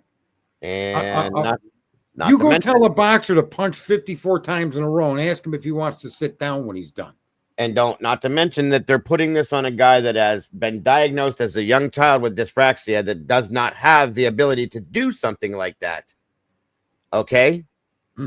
There's that. Not to mention. When I say direct connection, I think what she was saying was people that knew them or had were directly knew the victims. That's what she said. But basically what she was stating was because Brian has 0 connection to the victims, that they're prepared to present multiple alternative suspects that have a more direct connection to the victims. That's what she said. Sorry, sweet and salty. I was going to respond to that. Yeah, the timeline is a tough timeline, but again, who framed the timeline? Dylan. Dylan framed that timeline, not Bethany. Dylan. Right. She started with her phone. As far as we know, those crimes could have been done and over with. Why wasn't Bethany contacting her from fright and fear and all of that noise? So, in other words, this could have happened earlier. And that's a legitimate question. Did it? Well, Sarge, let me ask you a question, Sarge. If you lived in a house with me and Clue and Cletus, okay, just because I'm naming people I know, and we're all in the house together, and you hear some crazy ass noises going down, you pick up the phone to call all of us, and none of us answer. Are you gonna walk out of the room and go see what the fuck's going on with the rest of us, or are you just gonna let it be what it is? I'm about to drop. In my opinion, that behavior, she was trying to verify whether it was all done or not. That's my thought too. That's why I'm asking you that question. No, I wouldn't. I would have went and looked on you. You're my fucking roommate in my house with me. Yeah. Yep. I'm in your house with you, right? It's a mutual fucking residence. Yep. I would have went and looked. I'd have turned on my fucking phone with my camera and I went and looked. You want to know why? What's going on? What's the noise? What happened? It couldn't be 4 to 4:30 because the car that they claim went around the building and parked didn't do so until 4:07 a.m. Mm-hmm. Okay, so from 4:07 a.m. they claim it tore off at 4:20 at a high rate of speed. That's 13 minutes, not accounting for entry and egress. And the not to mention taking into account the murders themselves. Right. I'm just saying, I would not, in any circumstance, hide out. And I don't think anybody that's a breathing, living human being that had no knowledge of the events that were taking place would have stayed in their room and done what she did. I agree. Her whole story is a cover story. And to me, she either is directly involved through actions or knew what was coming and then was trying to understand when it'll be out. I think the opening the door 3 times was checking to see if it was over yet and if it was okay to come out yet. And then she opened it once and came face to face with one of the people that were doing it. Yep. And that's when she closed the door and locked it. But here's the question. Do you guys remember, Heather, you'll know, what time did she first text Bethany? Do you know? Oh my God. Dylan, it was at 4. It was after the time the murder, 4:19. Thank you, Twiz. I knew it was something like that. So her first text to Bethany, or her first text to anybody in the home, does anybody know when that was? There was they're saying 2 what was it? 2 something that she made a phone call. Or I'm sorry, Maddie called her at 2 something. Or MM called her at 2 something. Okay, Maybe but I'm saying so wait, start from 4 o'clock forward. Okay. Who sent the first text message to who? Bethany sent to Dylan. Or Dylan sent to Bethany, sorry. At what time? I think it was 4:19. So I think when did the messages go to the wait? When did the messages go to the victims?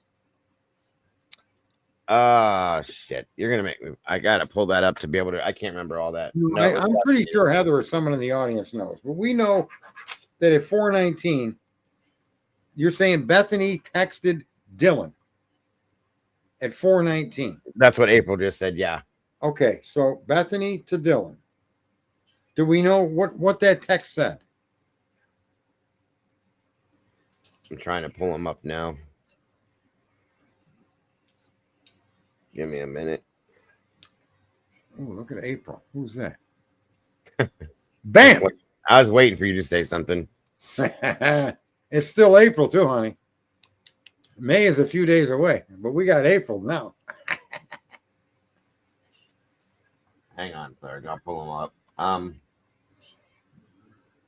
Did she call? Was there any communication from Dylan to Bethany or from Dylan to the other victims? There were calls made. All right, hold on here. Right, I think I have. I think so. Give me a second here. Maddie called Bethany Funk at 2:53. Then Bethany called Dylan Mortensen at 4:19. Bethany called Dylan Mortensen before Dylan Mortensen texted her. It was a phone call. Okay. So Bethany called Dylan at 4:19. And then the text messages between these two began. Yeah. We're not going to go back as far as 2:53. I wanted to start from the 4 a.m. hour. Okay, so it says, what did you say, 4 a.m.? 4 a.m. forward. Wait, where the fuck are the times at now? What the hell? No one is answering. I'm really confused right now. No, this is not. I hate when they do this. This is the argument document. Okay. From 422:08 to 424:27, DM and Bethan BF send the following text messages. So it's in between 422 to 424 starts. It says, Dylan to Bethany. No one's answering. There's Who no called? time. Wait, back up. Does it got 419? Bethany called Dylan? Hold on. Yeah. It says, was awakened texting from 419:07 to 421. Dylan attempts to call Bethany. Then Xana, Kaylee, and Madison. Dylan, wait. Go back and read that. Dylan attempted to call Bethany, or Bethany attempted to call Dylan? Nope. It says from 419:07 to 421:50, Dylan attempts to call Bethany. And then also Xana, Kaylee, Madison all went unanswered. The records of these calls are not hearsay. They are each do not meet, whatever. Anyway. Okay. All right. So for those 2 minutes, she's trying to contact everybody in the house. And nobody, including Bethany, nobody answers. Okay. So then we get to 422:08. And between 422:08 to 424:27, it's Dylan to Bethany. It's the first one. It says, no one is answering. Dylan back to Bethany. Again, I'm really confused right now. Dylan to Kaylee. What's going on? Bethany to Dylan. Yeah, dude, what the fuck? Bethany to Dylan. Xana was wearing all black. Dylan to Bethany. I'm freaking out right now. Dylan to Bethany. No, it's like a ski mask almost. And then it's, hold on, because there's something blocking it. And then Bethany to Dylan. Shut the F up. Bethany to Dylan. Actually, Dylan to Bethany, like he had something over his forehead and over his mouth. Bethany to Dylan. Or I'm sorry, Dylan to Bethany again. I'm not kidding. Yeah, I'm so freaked out. Bethany back to Dylan. So am I. Dylan then says, my phone is going to die. Fuck. Bethany to Dylan. Come to my room. Bethany again. Run down here. At what time was that? 422 to 427. That all took place. So at 427, she's told to come downstairs. Yes. And at 4:27 a.m., she then witnesses Xana's body. As she's, yeah. Right? And then she goes downstairs. And at that point, after all of that nutshell bullshit, nobody attempted to go check on these people or call the police or call for help from the outside. Nope. Obviously, right? When does the last text message end? 427. It was 427 right. Period. All right, so and 20. I'm sorry, no. Hold on. I'm sorry. I had my glasses. 424:27. So that was 2 minutes that took for all those text messages. And then those phones are not used again, or they are? I think it went dead, other than the social media rant stuff that they were doing the whole time. They were on social media from then till what was 3 hours? Yeah, they were just doing their own things on there and not talking to each other back and forth. And then those 2 hours are up, and then they get back on the phone again, trying to call people and text people. 3 hours. It was 3 hours. The cleaning hours, as we'll call them, the cleaning hours. So you got a young woman that witnessed the body on the floor. Clearly, the house had to have been lit substantially more than people are considering. I would have mentioned, well, okay, if she came out of her room, we know the setup of the house. She comes out of her room and she makes a beeline for the stairwell. To the immediate left, there is the good vibes sign and the hallway to Xana's room. That good vibes sign was lit up, so it would have been right in her face to the left as she's looking down the hallway. So that could have been the good vibe sign. No, it wouldn't. The good vibe sign would have been to her back. No. Walked past the good. Yeah, she would have walked from her room, made the step up, walked over towards the staircase, and she would have then crossed in front of that hallway, putting the sign behind her. Well, the sign was right in line, like right next to the hallway, Sarge. The hallway was right to the right of the sign. So she would have walked past it. Wasn't that good vibe sign on the wall that led to the hallway to Dylan's room? It was on. Okay, if you walk out of Dylan's room, you make a slight right to head towards that stairwell. That sign was on the left on the wall, and then you would like turn. You would turn down that hallway right there. Okay, all right. Regardless of whether it was But there's a corner. There's a corner right there. So anyway, but Twiz that had wouldn't the have given point that enough Xana's room could have been lit up. I was trying to say that there could have been a light on in there too. Or the bathroom light, Sarge. How about the bathroom light being on and then reflecting because it was right next to her door? Why not the light in her bedroom? They both could have been on, yeah. Well, I'm just saying, why not the bedroom light? Why? My point is, the illumination had to be enough for her to make that connection. That's what I agree with, yes. Then she goes downstairs and she's down there with Bethany. We don't know exactly what they talked about or anything, but here you got two young women in a home where they're both in somewhat of agreement that something's happened. They don't know what. Right. One of them witnesses a woman on a floor, a roommate, right? And nothing gets done by these two people that live in this house. Nope. That's unimaginable. It's just unimaginable. Absolutely. It should have been the first thing here.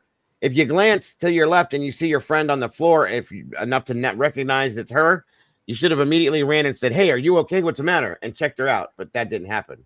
So, or yelled her name out, or yelled her name to see if she responds. Nothing. Or got your friend and called somebody. Yep, she went right on past and didn't even make a second glance, mind you. It was just one glance. It's absolutely stunning. And then the story she tells the police, to me, is what a guilty person would do. It's what a guilty person would say. And there's just very little that anybody can point out to me that exonerates her from my observations of guilt. I don't believe that. I don't feel that. It's an observation based on critical thinking. For those of you that think I'm incapable of such. No, that's very true. And then if you think about it, she calls Emily and Hunter come over. They go up the stairs. Hunter goes in and grabs a knife immediately. They go look. The three girls stand and glance and get a quick glance, and then they go back downstairs. And then shortly thereafter that, Hunter comes back out, and then 6 minutes later, they make 911 call. 6 minutes after he came out from going and observing what was up there. So what? See, that's so important. That 6 minutes is more important than the 8 hours. Yep. It's insane. The police focused on some outside perpetrator, and they narrowed it down to some guy. And I guarantee they did that like he was saying that Steve. They look for out-of-town phones or phones that aren't commonly in that area. Well, then how did you come to fucking Brian? Because he was commonly in that area. Yep. But not on the night of the crime. His phone wasn't there. So what made you jump to Brian? Great. Yes. And then don't forget, Sarge, they go up the stairs 11:50. He grabs a knife. He goes and checks. They run back downstairs as he does that. And then a short time later, it says he comes out in 6 minutes. That was at 11:50. 11:56, the call's made. So that 6 minutes is important. Then they reenacted the exact same thing that they just did during the 911 call. Explain that. What do you mean they reenacted it? Oh, they went upstairs and double checked. They say they did. Yeah, they go back in and it's the exact same step. Well, let's walk through this. Absolutely. We're now the next morning. Other people have been brought to the home. One of the people is Hunter Johnson. Is that fair? Yes, and his girlfriend Emily. Okay. They then, along with Hunter Johnson, Bethany and Dylan, and or one or the other, enter the home and go up the stairs, and Hunter heads right to the kitchen to get a weapon. Agreed. Right? He then returns to the girls, and they go. He walks down that hallway, and he sees what he sees, and he tells them, "Get out, get out, everybody, get out." Well, even before that, hold on, back up. He goes right to the kitchen. Emily, Bethany, Dylan all get another glance, and just a glance is how it's said. And they run back down the stairs. Hunter gets the knife, and he goes in the room and says, "Get out, get out, get out." You're right. Okay. And then they go down the stairs. 6 minutes later, 11:56, they make a 911 call. And they absolutely step by step reenacted exactly what they just did 6 minutes before that, Sarge. They go back into the house. And they already have the knife, so they don't need to go get a knife Yep. to confirm that she's unconscious when in Including the get out again. Wow. Explain that to me like a scripted TV show. Yeah. Yeah. Whoever did this crime is still running loose. That's not questionable. Heather, am I right or wrong on that situation that I just explained? Because I know that you were there when we talked about it. Have a good night. Have a good night, Miss W. W. Well, before you go, are you and Carl hitched, or were you just too much woman for Carl? That's the question we're all wondering about there. W. I wonder how many. They repeated what they did before the 911 call. Yep, exactly, 100%. See this now. This is where I want to pause for a second and just say this. I don't agree with all these ancillary theories, and I think reasonably that the investigation got off the rails immediately. Oh, of course. Okay.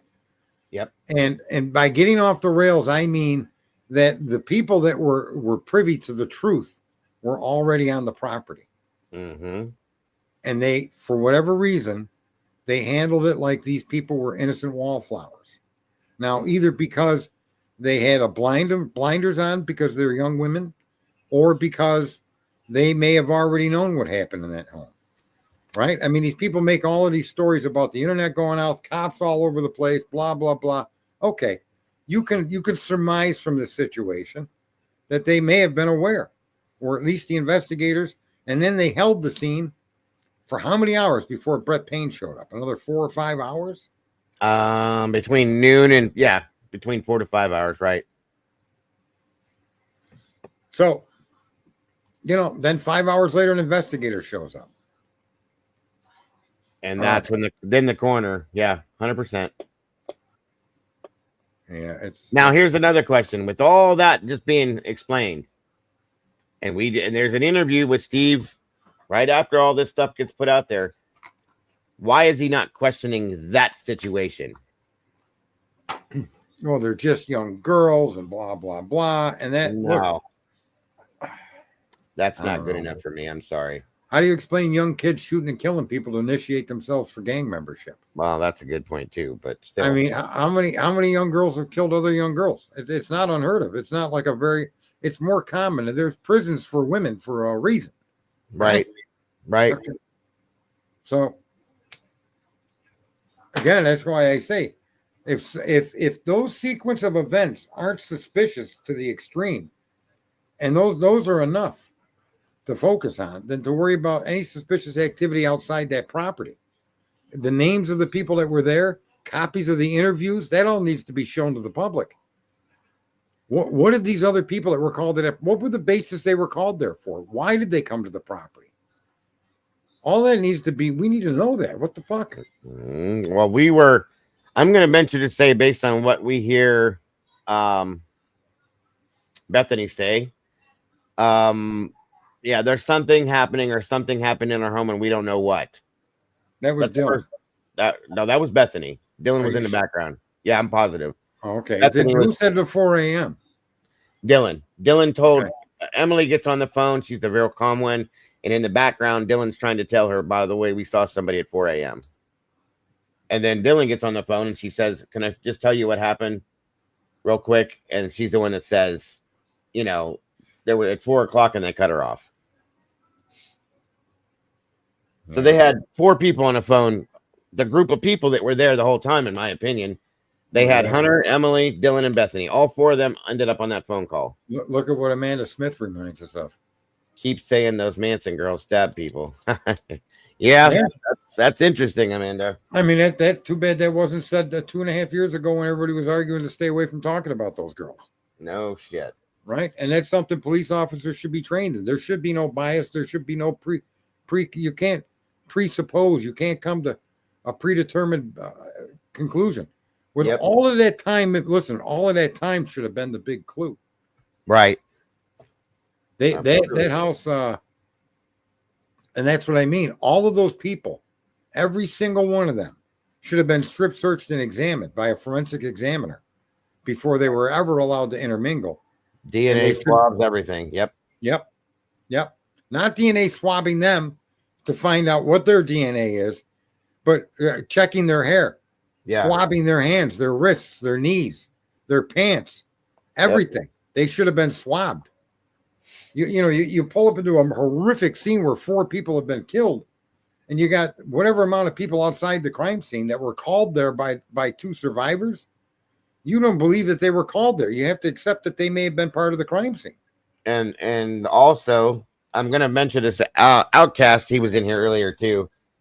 He broke down the 911 call and separated it, and you can hear another male voice in there somewhere. So I'm going to say that there was anywhere between 5 and 10 people at that scene when the police got there. Probably, in my opinion, that probably shouldn't have been. Okay, and every one of them should have been separated, completely talked to, detained, DNA check. All of that shit should have been done, like you said, every bit of it.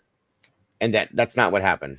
Somebody said that she called him a man, but he was 28. I meant 28 when I said Brian Kohberger was 8. He was actually 28. And so he's a grown man, fully grown man at 28. He's a grown adult. And that's true what Norma just said, that some were allowed to leave the state the very next day to go home for the holiday. Yeah. Without testing anything. Who knows? One of them could have had the damn murder weapon in their pocket and took it with them. And here's the best part about all of that stupidity. The Keystone Cops is the best suspects and witnesses they had were already at the crime scene. That's always it's like Occam's razor, 100%. Well, it's almost like so stupid. You go to a gas station for what? Where are you going to find fuel for your car if not a gas station? Right. Where are you going to find suspects for your crime if not at the crime scene?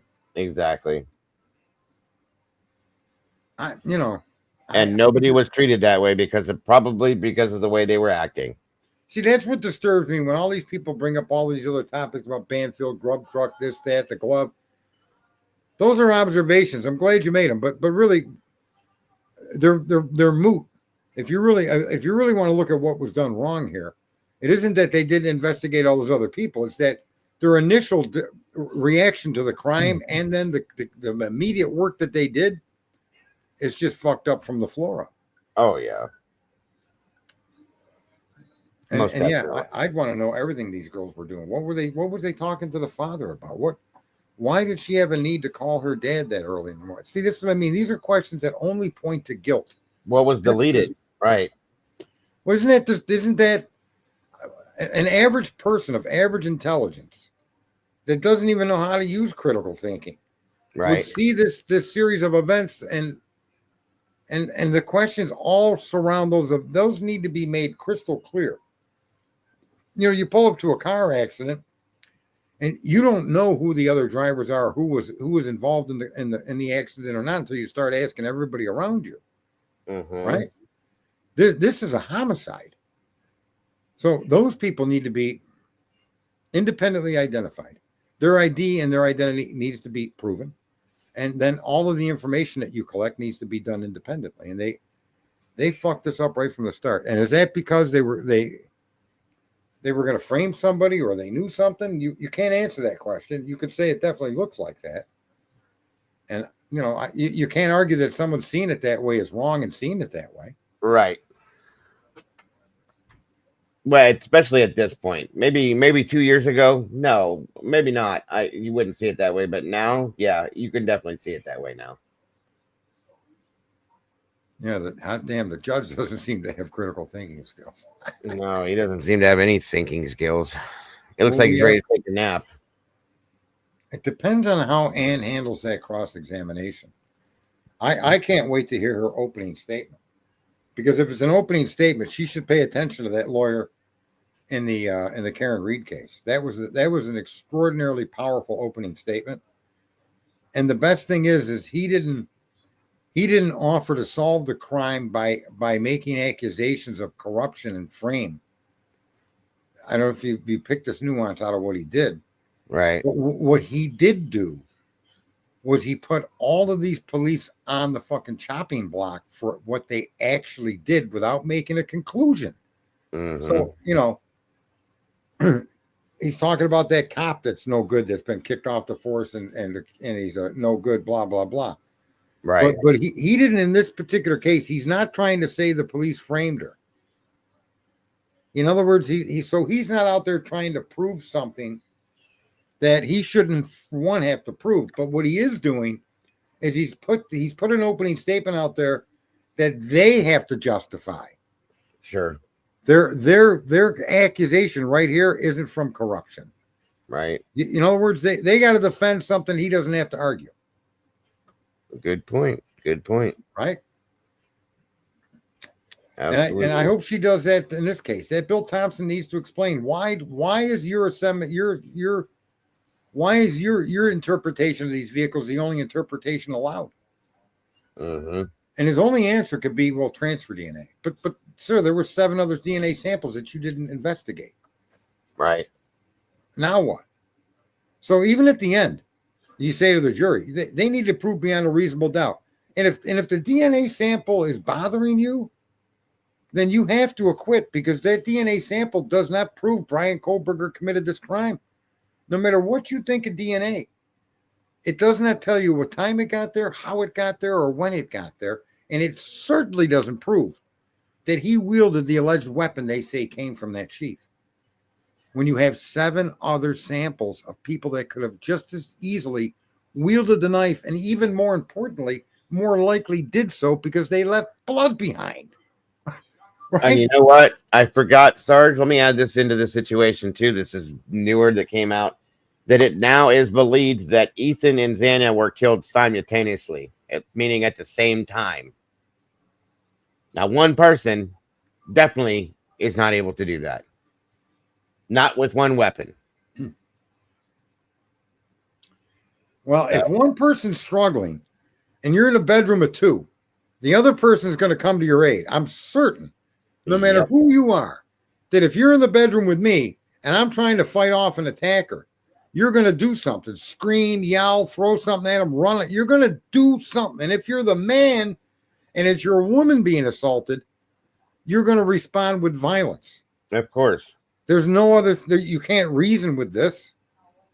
And so how is it that Xana, in the midst of what ended her life, okay, how is it that we can now explain Ethan? If Ethan, there was only one assailant in that room. No way. And that's what I mean. This crime scene screams of something bigger, of something more. Absolutely. Especially with that now being added to it, that they were being killed at the same time. And Xana's defending herself to the death. We know that. So that makes absolutely 0 sense, especially with Brian Coe. He's not a fucking ninja. Okay. He ain't got 4 legs going with 4 knives, attacking both of them at the same time and being fought back against. There's no way in hell that makes any sense. Once again. Yeah, I think that law in Idaho is remiss that they allowed that house. At the time, I didn't, based on the data we had. It's a big deal now. Yeah, it's a big deal now.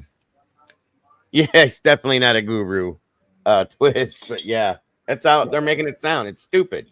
What did Twist say? Why don't I see him come up on the chat here? Where the hell is he?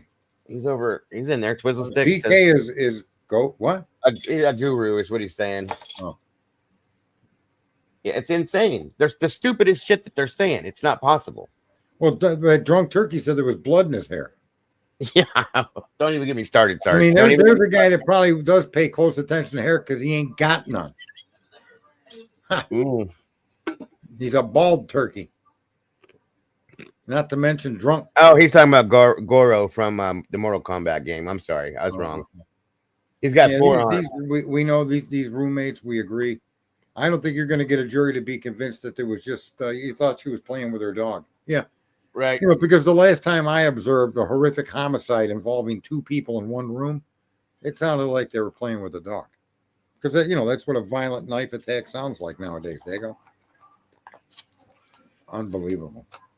And I'm sorry, I've been on Dylan's ass the whole time, and because I just can't accept any of the statements that she's made as anything other than a liar trying to cover their lies.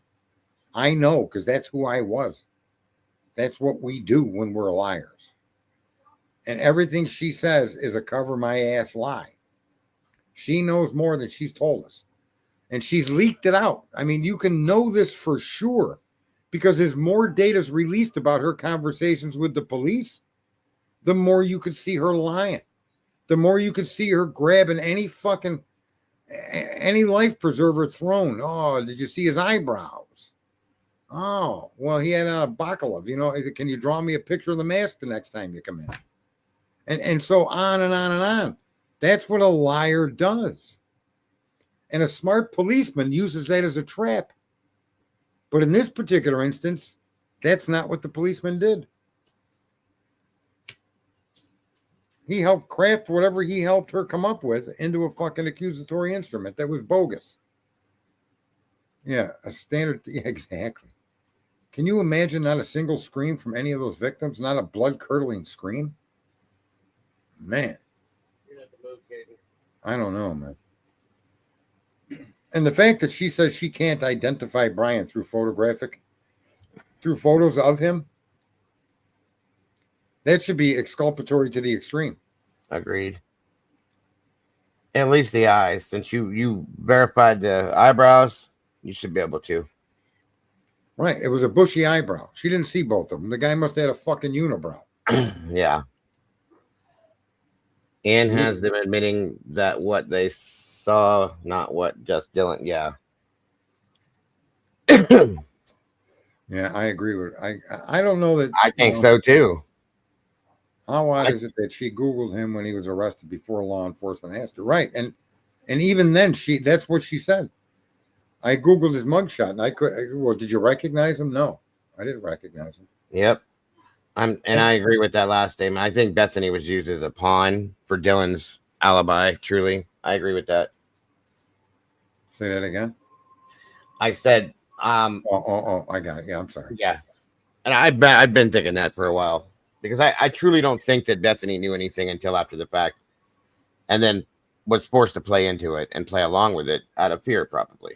That's just my opinion. Nobody has to agree with that. How does Bethany was with them, so she knew that Zana was in all black, but that just seems like a weird thing because where's the fucking were they here's what I suppose really happened. I'm convinced that they had other phones. I don't think the phones that we're seeing this information on are their only phones these girls had. And I say that because some of the responses Bethany gives Dylan are there's no prerequisite for the statement. Wow, there's missing pieces of that too, by the way, I believe. I think they redacted certain statements out of it. Well, how did she come back and say, well, Dylan or Zana was wearing all black? Yeah, there's a statement missing before that they just happened to conveniently leave out. No, the problem is that we even discussed the mainstream media. The only thing we should do with the mainstream media is by the millions. We should all go in there and tell them what a bunch of losers they are and how stenchy their mom's snatch is. Yeah. And they crawled out from that and never shed the stench from themselves. Or yeah, Twiz is right. Or a phone call happened in between those text messages to lead to the other one. That makes more sense, Twiz. I agree. Yeah. There's something that connects these two girls to that crime. Either prior knowledge or knowledge that it was coming. Okay? Yep. Actively opening the door, unlocking the door, giving access, peeking out of the door 3 times. Well, that's not what she said early on. The word peek only came up later. Yep. Agreed. Oh, Steve, hang on. What is this? Yahoo News. Remember, Steve G had hid how Brian should have done it. Comment with Daniel.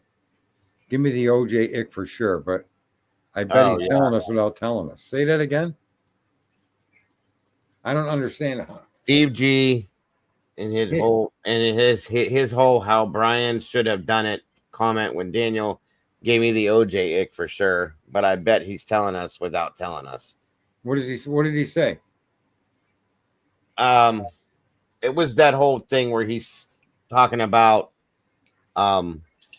Jesus, I can't remember word for word. Heather, what exactly were the word for words that he said? We just looked at this. She said this earlier in my stream. I can't remember word for word. Oh, they said that they arrested Brian because of touch DNA and one witness, but both girls were trying to tell the dispatcher about what they saw. Yeah. Meaning that he is telling us what happened with the girls, phone tethering them to hide the truth. I'm not sure I'm following that. Okay, I see what you mean. What did he say, and what does this mean? What is she saying? That's why some people sometimes you just come up on the stream and speak. He was. Yeah. I wish he would sometimes too. She's saying that he's telling us what happened with Dylan and Bethany, tethering them to hide the truth, putting them together to hide the truth. Steve G said that Brian should have tethered his phone. Yeah, that whole thing. Were you in there listening to that? What does that mean? Tethered his phone. Instead of doing what he did with his phone, and I said, well, he should have known that because he does the cloud forensics shit like that. He should have tethered his phone to hide what he did, is what he was saying. And why didn't he just leave his phone at home? I mean, this whole thing with the phone in the car is just circle jerk talk that the cops invented to keep us focused off of what's going on here. Here's the thing. If he's that forensically astute, and now Steve is saying the FBI's got ways. Well, this motherfucker had a PhD in criminology when it came to IT, the cloud. If anybody knows what the fuck the FBI can and can't do, it would be a student like that. Mm-hmm. Right? And you're telling me that this kid wasn't smart enough to leave his phone in the fucking apartment on? Right. Okay, so she says, but I bet that he is saying what the real perps did. One phone has service, the other does not, tethering them together. That is why I'm saying that I bet he is telling us what actually happened without telling us what actually happened. I know what you mean. I see what you're saying. And tethering, if you don't know what that is, Sarge, it's using your, Twiz explained it, using your phone as an internet source without it having any service on it. You know, like if you don't have your phone service on, but you can still use it as like an internet source. All right. Through hotspot or something like that. So yeah. So he's trying to suggest that Brian Kohberger's phone was being used to get access to the internet, and it wasn't being used as a phone. Basically, yeah. In a sense, I that's what I think they're saying. Yeah. The G's need to focus on Steve said. Yeah, in a sense, I think that's right. If I'm wrong, Brian used to be he used to be a heroin addict and wouldn't have known to get a burner phone. Brian, anybody that's going to commit, listen, folks. Anyway, with sense. I was going to commit a horrific crime. And the two things that stopped me from doing it were, one, my phone. And I was smart enough to know not to take that with me. But number two, and this is what prevented me from doing it, was my vehicle. Okay, it was a modern vehicle. And there was no way I was going to go do something and that wasn't going to be checked to find out where I'd been. And so I didn't do it. Right. Okay.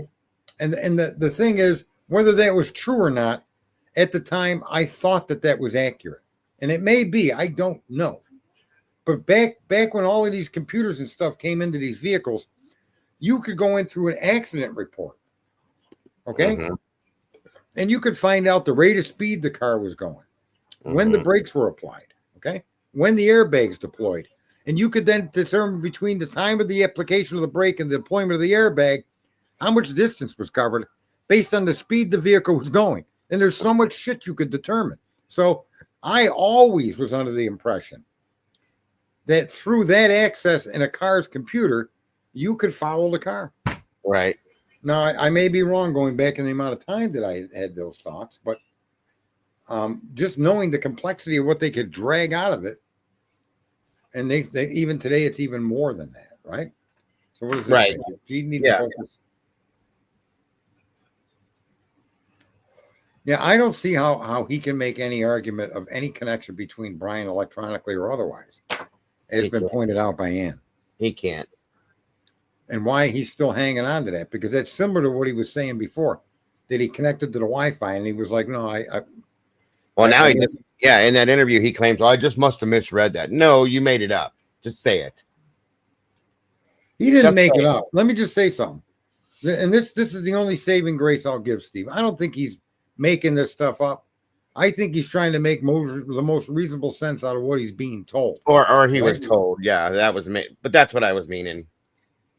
I think that statement was to make him feel better. Oh, yeah, we know it's him because we got him touching the Wi-Fi.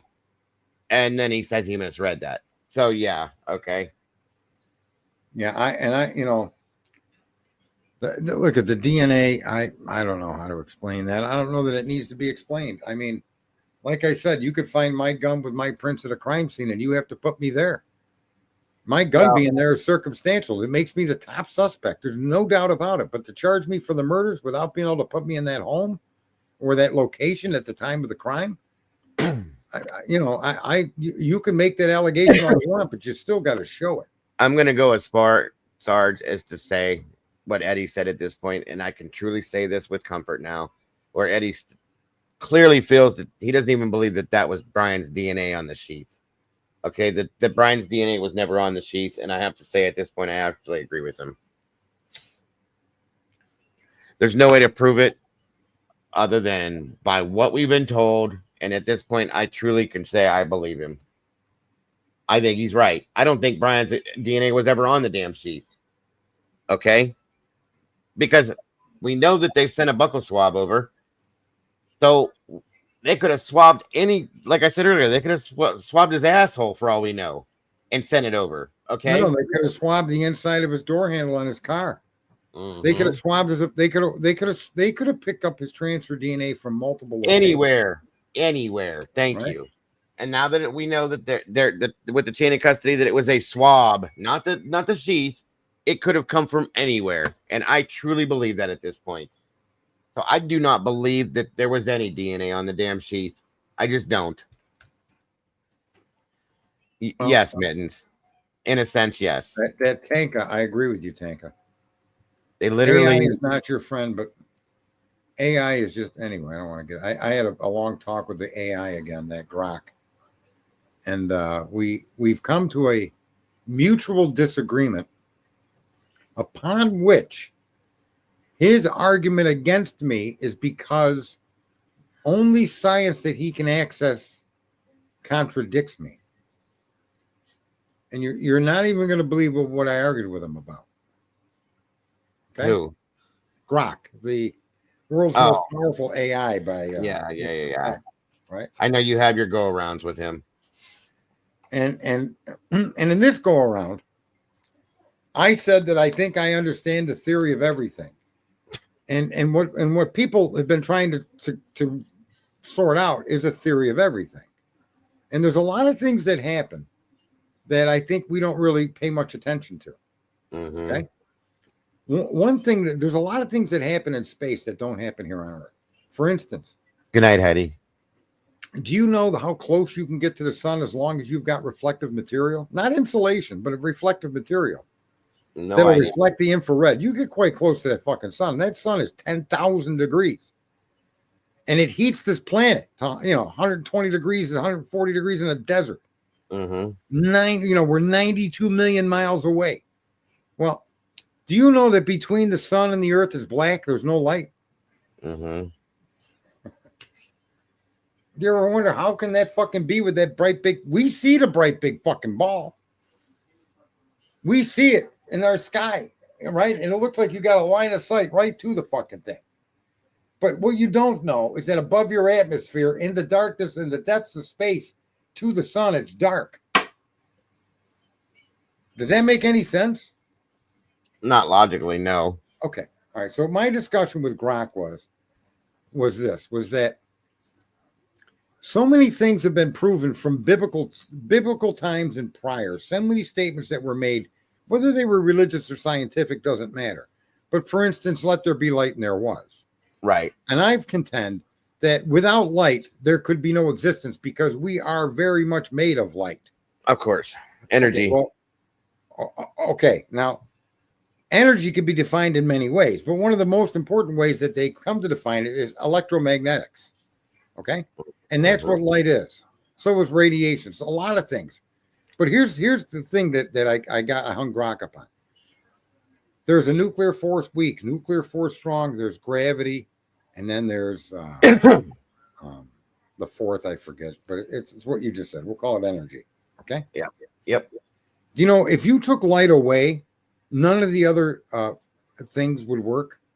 In other words, there could be no nuclear force, strong or weak, if it wasn't for electromagnetism. Right. Of course. Electromagnetism is light. Okay. So if you take away electromagnetism, everything in the universe scatters into nothing. Right. Okay. And none of it can work together without electromagnetism. So when they said, let there be light, and there was, and then that's what God supposedly said. Without light, there would be nothing. Right. Therefore, it's easy to conclude that light is everything. You could not exist without light. Agreed. However, space is dark. So what would space be? Nothing. In my opinion, space is light.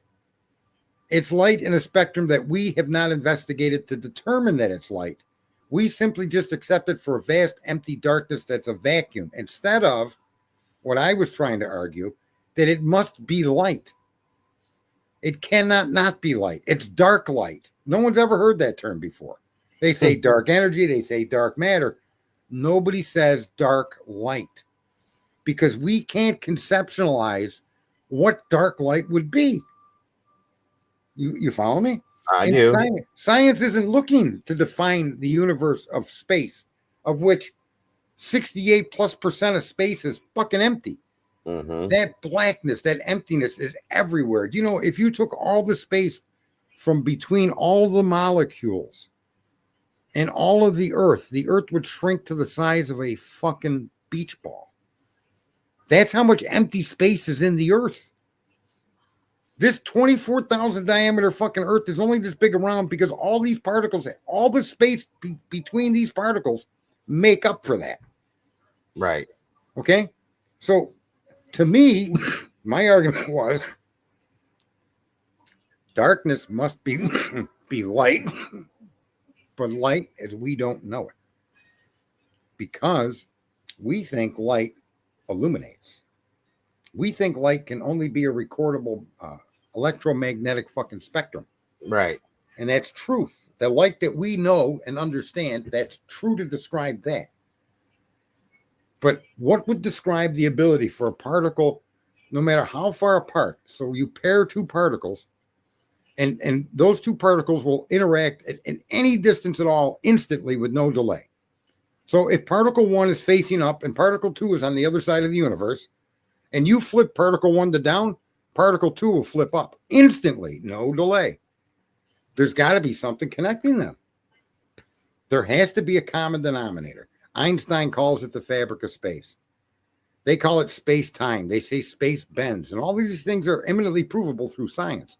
Mm-hmm. So what could be the connecting factor between these two fucking particles? And to me, it has to be light. It has to be dark light.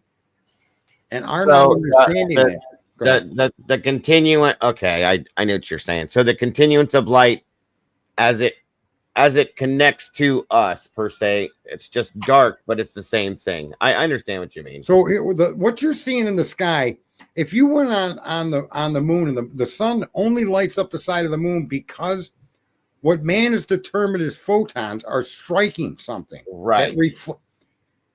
Every interaction with the light you and I see is because everything you're in contact or in touch with reflects light. I don't give a fuck if it's black or if it's orange. You only can observe it because it reflects light.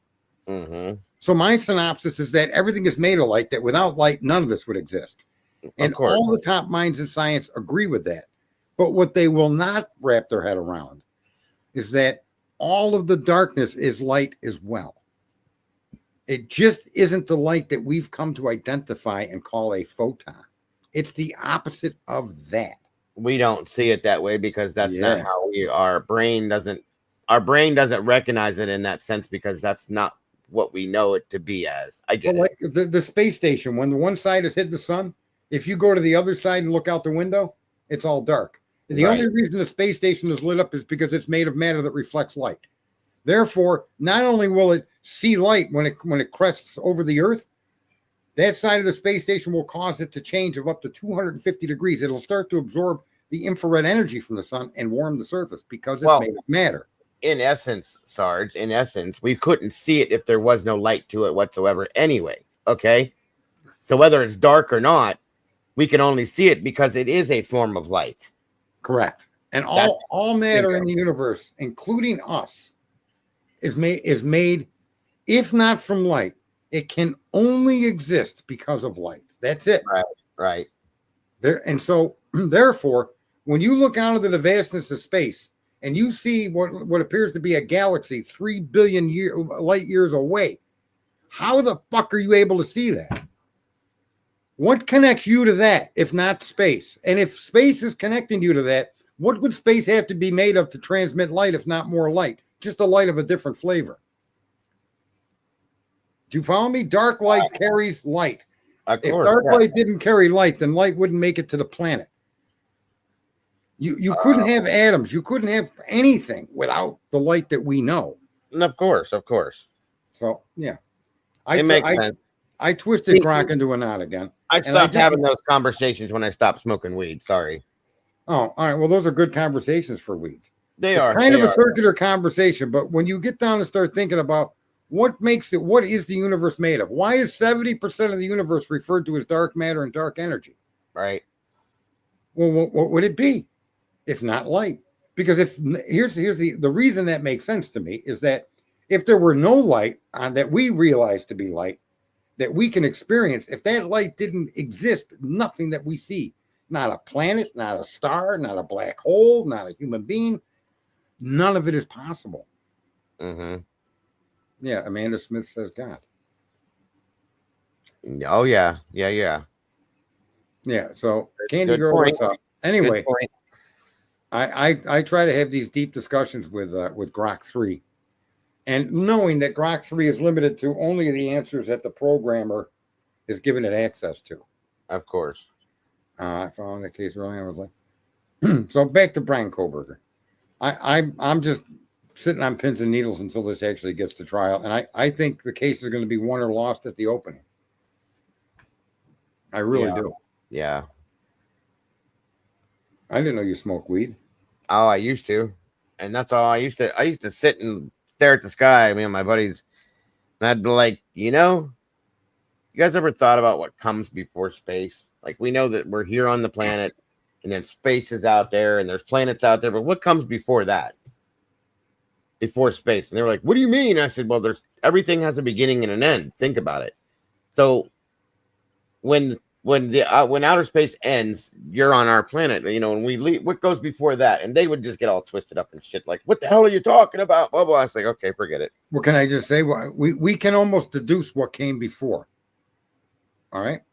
There's a few things that happen that people may not be aware of. We cannot physically go beyond the speed of light. And I'm going to say to you, the simplest reason that can't happen is because you're fucking made of light. If you exceed the speed of what you are, you're nothing. You cease to exist. Do you understand? Point. That's right. That's why Einstein said it would take all the matter in the known universe to even get close. And the problem is that with no matter how much energy you have, you physically cannot travel beyond the speed of light because you will remove yourself from the reality that is light. Yep, 100%. Same conversations we used to have back then. And Grok couldn't argue that.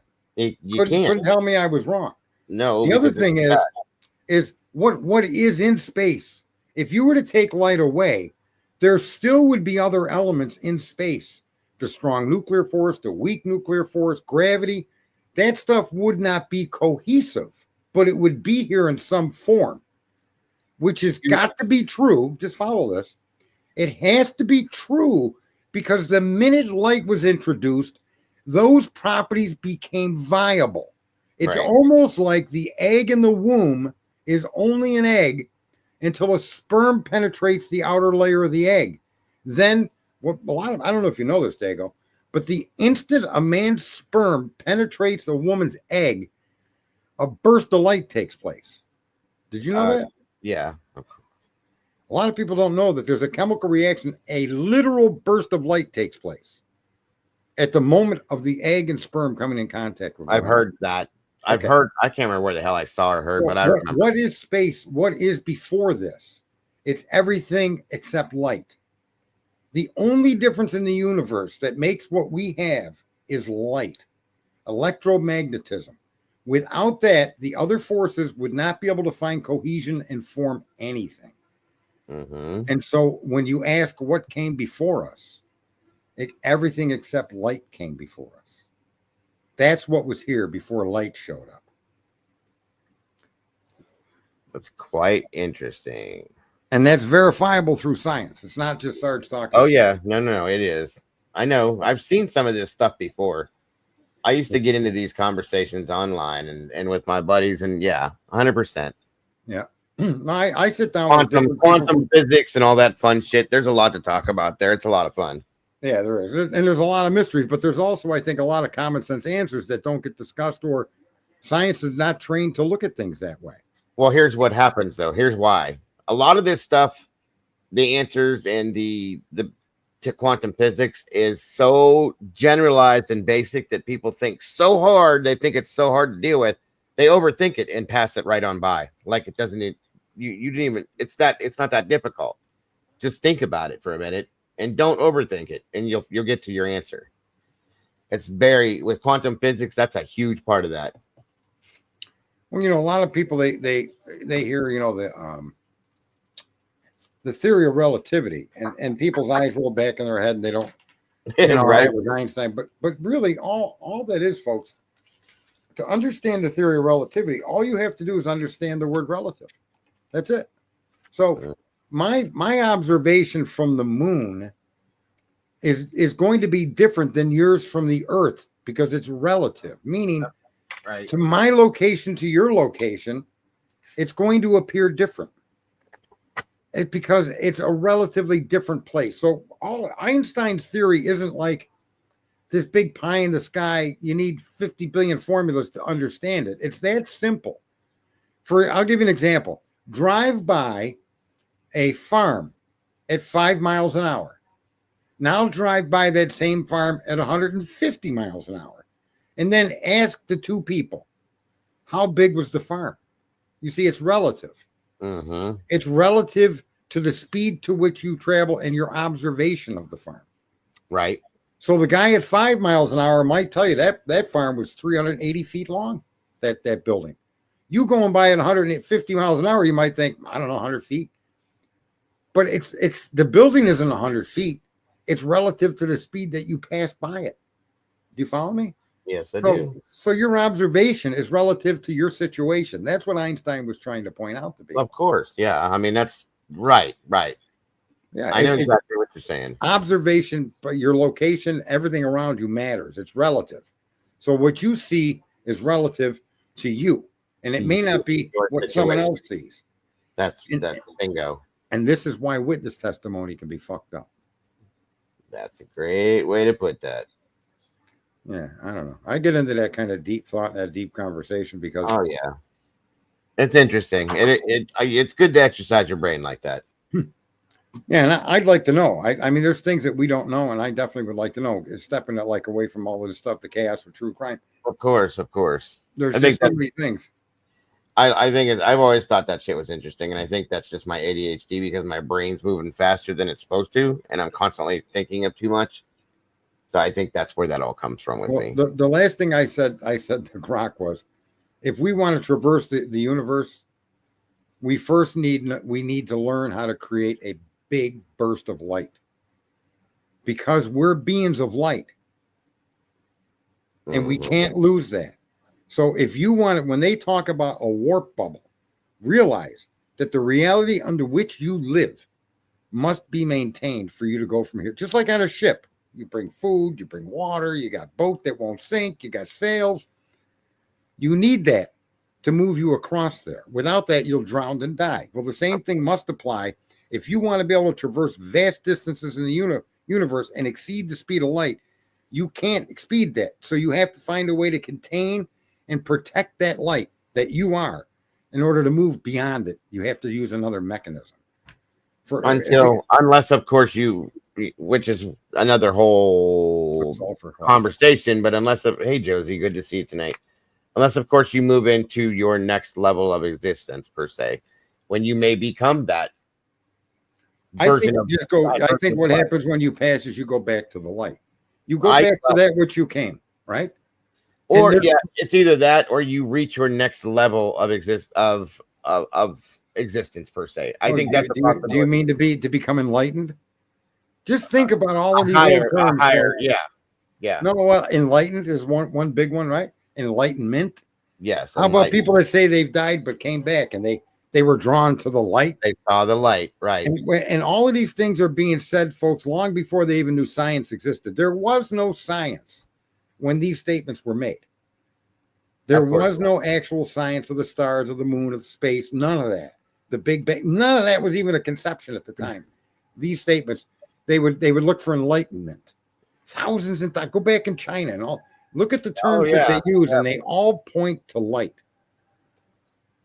From your religious background. That's what people talk about, the third eye and that level of consciousness. Well, I've always, after reading into some of that shit, believed that when you pass on, that you're passing on to your next level of consciousness, which is again related to the light or enlightenment, as you put it. That's where you start from, and that is where you go back to, and you keep proceeding forward or higher to a level of consciousness. When people are talking about, not to sound crazy, but aliens per se, okay, how they're if they exist, they have they're far smarter and much more ahead in life and stuff than us, and keep going. I think you could possibly keep going until you become a much more what's the word I'm trying to find here, brighter for lack of better terms, and stronger version of that light that you came from to begin with, and you just keep growing in that sense. I literally think that if you could traverse these distances, that to me proves that there'd be no alien involvement here ever. Well, it may not be alien, Sarge. It could just be a higher consciousness level from where we become. No. You see these people that get in these big discussions of UFOs? Do you know that what's not been made public are all these Pentagon releases that have been shown? They've admitted that they're American craft. When you see the object go into the water and come back out and become two things, the Navy's, that's part of the Navy. Okay. When you see the Tic Tac, that's part of the American defense. Yeah. When you see that one plane going through the air where they can't get a temperature off infrared, and it's making weird movements, that's an American aircraft. I can believe that. And so that's what I mean. When it comes to different things like Bigfoot or UFOs, if you're not looking for the explanation and you're just buying into the belief that these things are real, then the explanation you'll never satisfy you if you believe in these things. But if you look for the facts to understand them, and Trump just came out and mentioned something about us being able to manipulate space and time. That's a fucked up thing for a president to say. It sure is. That'd be awesome, bro. I wish it could become commonplace. I'd like to be able to beam over. 100%. Yeah, we could hang out and have coffee every morning and come back to where we're at. Well, you could beam all over the world and have coffee in different time zones. Absolutely. The people that would be like, damn, man. It'd be like, hey, Tego, I need you. All right, I'll be right there. That'd be great. UFOs and the pyramids, look at that. Yeah, I honestly, I think that there's some lost understanding of how the world works and not alien intervention. And I think that we live in a cycle. We live in a cyclical thing, and I think our cycle is coming close. And that man reaches these pinnacles, and when the masses start to understand what those few in charge don't want you to understand, there's a calamity of some sort. It starts all over again from the you go back to the beginning. Right. And 5,000 years, let's say that our civilization, for whatever reason, they call it a natural disaster or a nuclear war, and we get all wiped out. Over the next several hundred years, everything that's been done now will be forgotten. It won't be until thousands of years from now where mankind has climbed out of growing food, climbed out of the buggy, and climbed off the fucking horse, started trying to make machinery and discovered metals that'll all reset and start over again. And that process of us looking back of thousands of years of how they lived will be the same thing that will eventually happen to us. We'll have generations of humans thousands of years from now looking back at our time, okay, and then trying to understand how we did what we did. Because if you think a crane is going to be here in 4,000 or 5,000 years, or any tool is going to be here for them to find, you're going to be hard pressed to find it. Yeah, of course not. Right. And so I think that for whatever reason, we keep cycling through Because if there's one thing those in charge don't want, it's for us to become enlightened amongst ourselves. To lose, yeah, right. That makes perfect sense. Let me ask you a question since you're talking about that. How many times do you think this has happened already? And I would have to say, well, we have been on Earth as Homo sapiens. Well, this for goes 300,000 years. For 300,000 Yeah. years. So figure between 5 and 10,000 years a cycle and move forward. I think. Yeah. You know who had a close guess were the Mayans. I don't know how long their cycle was, 12,000 years or something. Something like that, yeah. But even per se, maybe this may even go beyond Earth, though. Sarge, think about it, okay? You know, this may go past beyond us being here on this planet in itself. This could just be part of the rotation.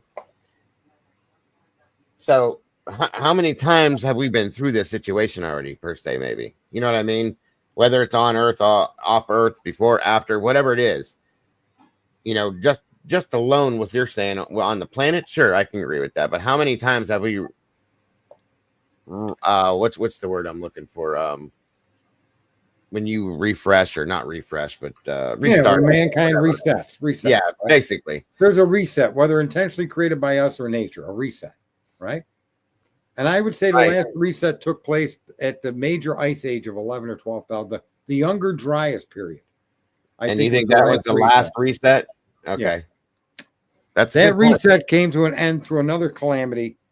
I mean, if people looked at the geology of the United States, you'd be stunned. There's probably very few lands that have got the geology we have through Canada. We'll call it the North American continent. Oh, you can see it. I mean, yeah. You can definitely see things for everything. The Grand Canyon, the North and South Poles, and all that fun stuff. Everything's created from something else, obviously. So it's interesting to try to put a date on it. You know, it's kind of, but you could track back, like, you know, a lot of people that are concerned the planet's warming up, and you know, rest assured that's true. We are warming. But we've yet to reach the temperatures that were on Earth in the year 1250 AD. Mm-hmm. In 1850, the last ice age ended. It was called the mini ice age. Mm-hmm. And the pre-mini ice age temperatures have yet to be brought back. We're still not there. Yeah, they're talking about the polar caps melting and all that, but we have way beyond even our grandkids' time before that's a problem. So, yeah, I think, well, no, it's cyclical. Remember, this planet not only leans, but it wobbles. Okay. Mm-hmm. And it's angular. It's 23.5 degrees is its movement of tilt. And that will get greater and lesser. See, remember, folks, you're on a spinning globe. Don't let the flat earthers tell you otherwise. And this should solidify that you know this to be true. Right. But here's how you know it's true. If you spin anything, take a glass, put water in it, and spin it, and you'll see the water starts to push to the outside walls, but it will reach a level. Mm-hmm. Okay? On Earth, as it spins, and as the Earth tilts towards the sun and back, it's the weight of the water balanced by the weight of the ice and land. Okay? Over time, it changes. And as more ice melts, okay, the tilt of the Earth will change. And it'll start pushing the Earth on more of a tilt, so the sun rays will not hit you as directly, and you'll start to cool. So as more and more and more ice melts, you're setting yourself up for an eventual ice age. But knowing that there's 197,000 fucking glaciers still in existence, don't worry about it. Okay? Yeah, right. You're fine for now. It's not going to affect us by any means whatsoever. No, man. CO2 levels have changed. They've been as high as tens of thousands of parts per million. And the planet was just robust with plant life. I mean, it does it cause atmospheric warming? It may, but the numbers have to be significant. And it's not just that you need to worry about. What you need to worry about are the ice and the redistribution of that water, because the water is the heaviest thing here. 70% of the earth is water. Well, if you make it 80 or 85% of the earth water, you're going to cause the earth to tilt more. Therefore, it's going to start to cool.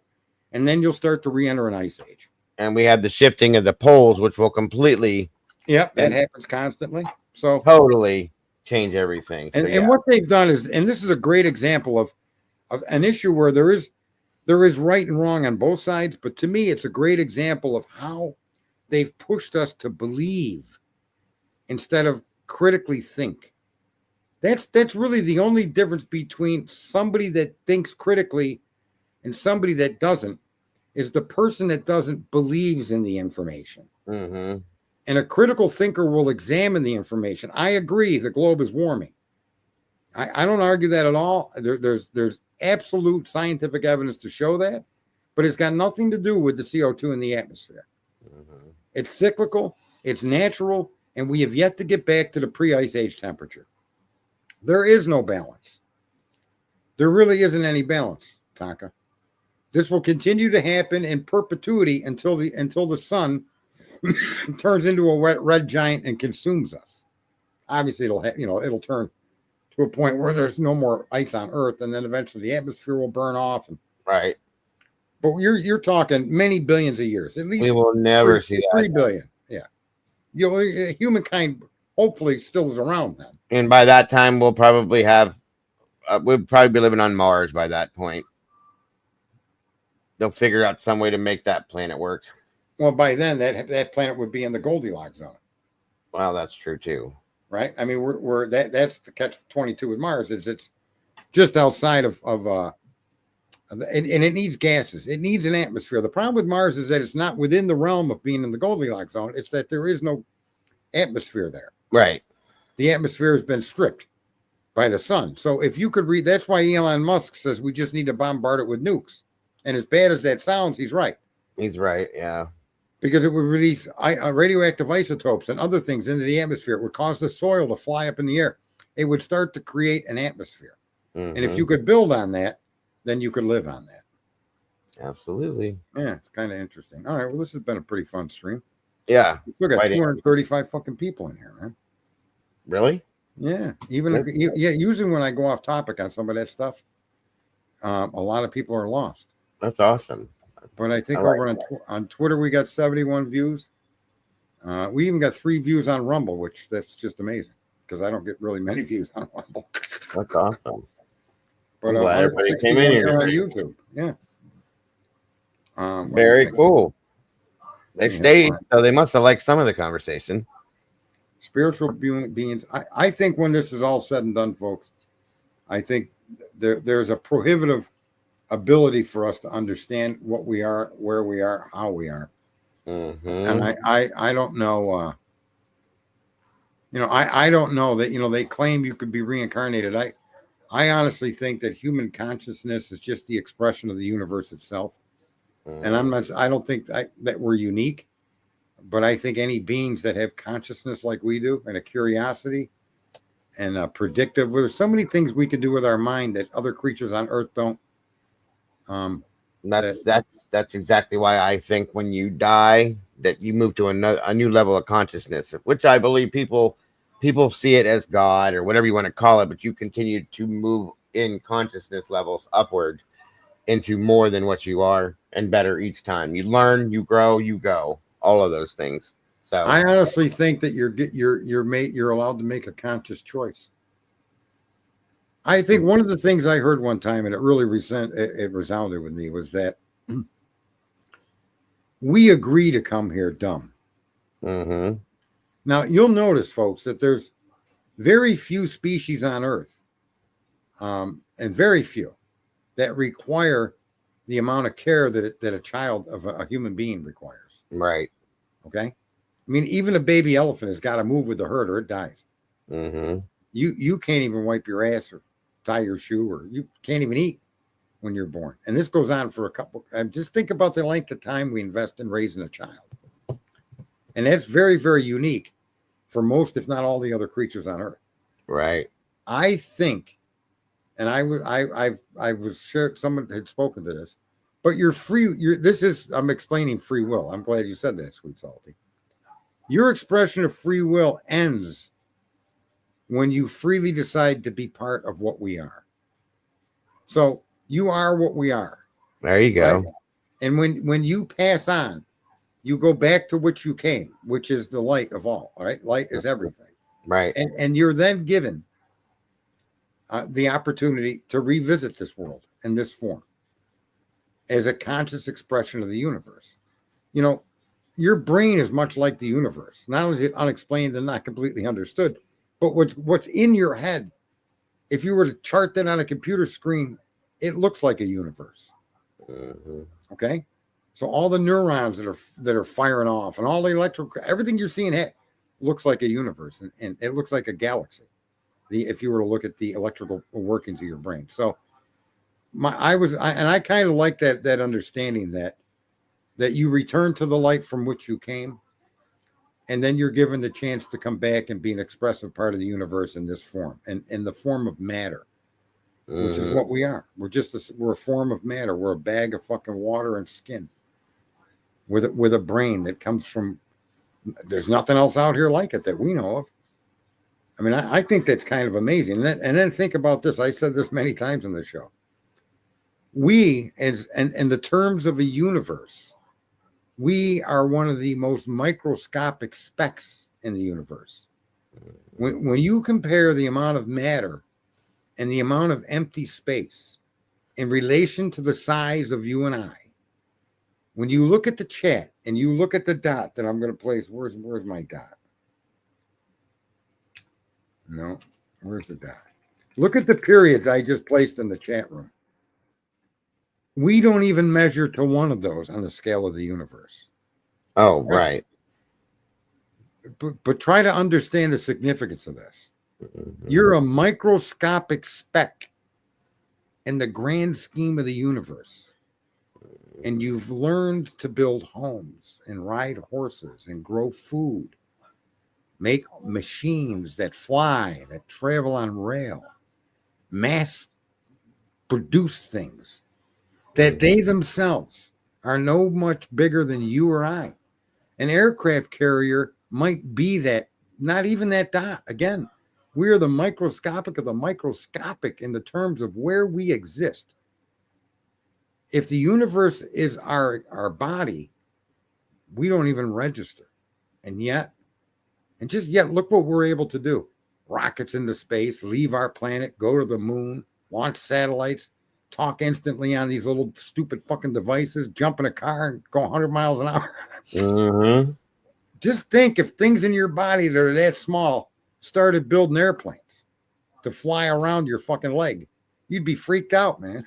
Yes, sir. What That's are a the fact. odds, right? What are the odds that a universe like this has the smallest of the small doing some of the most grandest fucking things?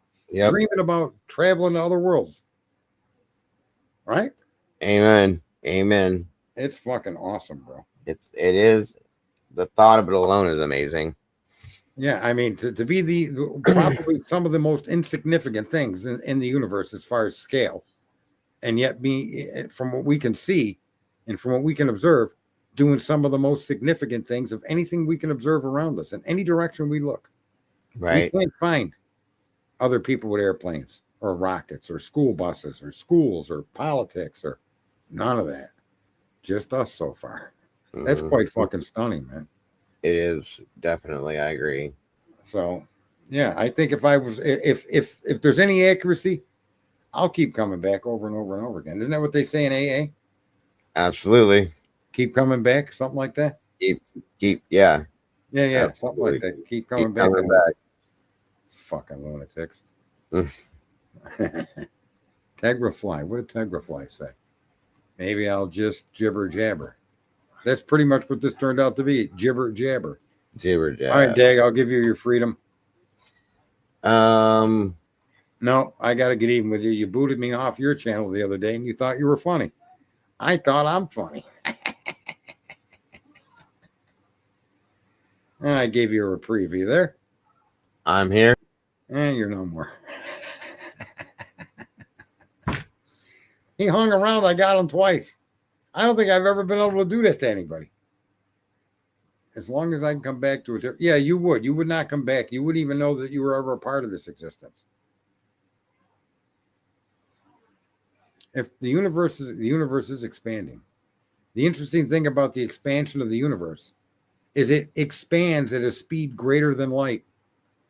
Therefore, from that particular thought, I'm thinking that must be a different form of light that's capable of going faster than the light we know. I got you.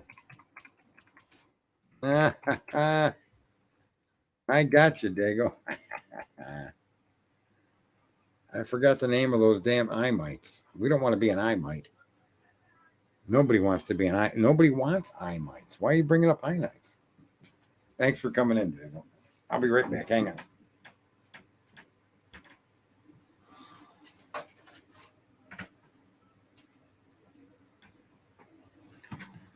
Now, this Kohberger case is giving birth. It's like giving birth. I'll be glad when the baby pops out. I hope he has all 10 fingers and 10 toes. Yeah.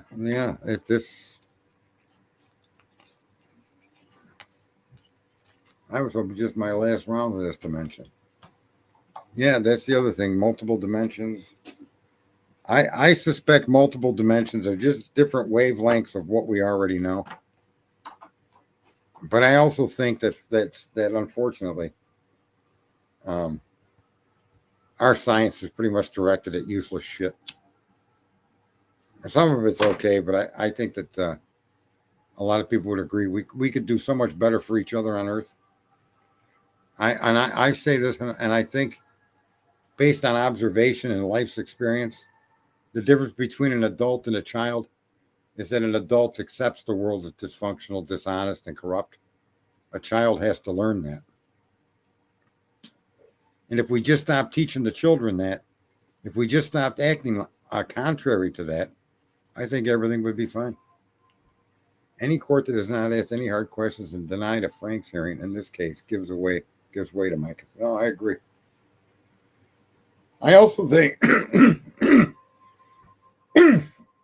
my biggest issue was that the indictment, I don't think we've seen the entire indictment or the transcripts from the indictment. We probably never will. But I honestly don't think that probable cause affidavit should ever have been signed by a court. And a lot of this would have been, I would have ignored it if they'd have followed all, crossed all their T's, dotted all their I's. What did Wonka say? Let me go back here. I'm hoping it's my last round. No, I don't mind it. It could be all kinds of things, folks. Just imagine. Just the amount of emotions. I don't know. And the amount of different things you can do. They're fun, they're scary, they're weird, they're awesome. They could be sensual, they could be painful, they could be. It's quite an amazing thing. Right? We may all be better off if mankind could only fucking mate twice a year. That may take a lot of our problems away. And that would probably solve a lot of the Earth's population issue, but it just isn't that way. It's crazy, man. But I don't know how many other creatures just engage in sex and having babies like we do, to the level that we do it. I don't know. Maybe fish.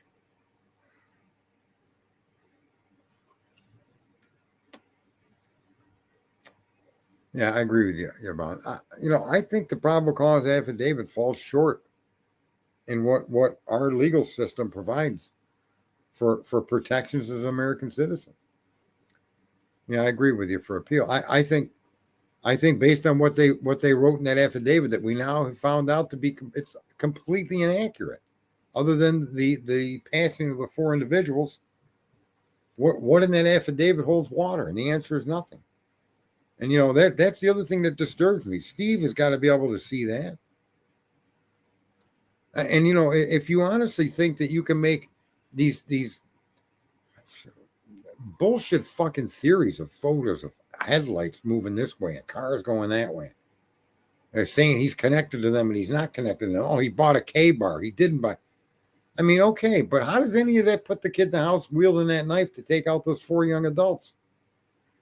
I mean, you can make those arguments for 1 million people, but not any of those 1 million people had anything to do with this case. How many people drive a white sedan? Look at that. Jesse is up. There you go, Jess. I'll stay on for just a little bit more. Unless you're working, you're welcome to jump up here. I think people liked it when you were up here. You look in your avatar, you look a lot better groomed than you do in person on lives here. That's going to be ridiculous headlights.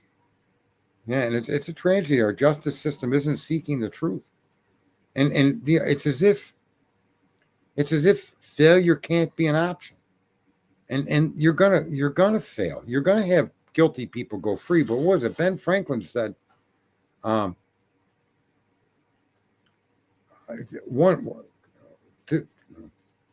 to prevent one innocent man from going to jail is worth 1,000 guilty people being set free,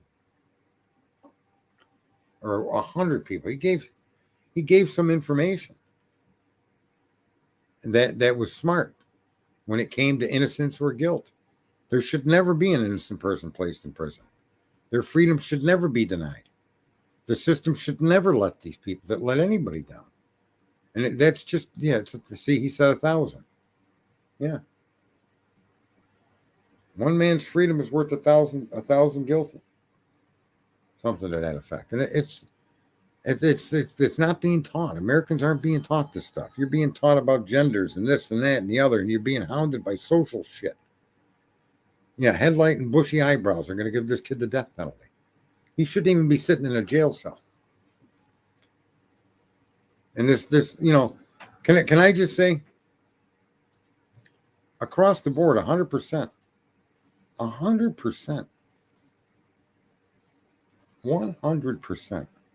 And it comes down to people just committing to do the right thing and allowing for people to make mistakes without destroying them.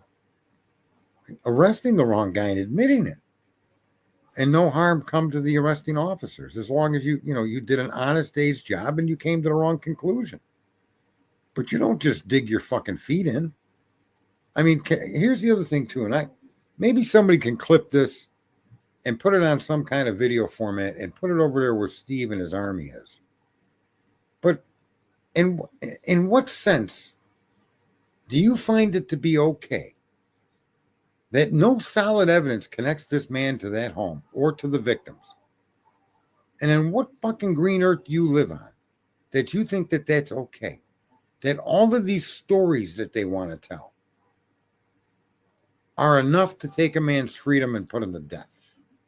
I know you lost a loved one. I know that. So have the other families. But when is the truth all that matters? Your daughter's gone.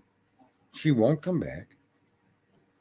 And isn't it your responsibility of a parent to demand that the truth be told? No matter what that truth reveals, good, bad, or indifferent, for your daughter, for you? And how about other people that have to face the same legal system? Your stand for truth and justice is probably more important than anybody else that's going to court now. I just don't understand how everything that they've shared with you that you've put out into the public has proven to be an unverifiable falsehood. How they can't place Mr. Kohberger at the scene of the crime, in the crime, other than storytelling and promises of what a phone can and cannot do. And how you're able to accept that and just move on. And I think from what I heard on Harsh's channel today, that even your wife may think that there were more people involved. So again, including Brian is involved.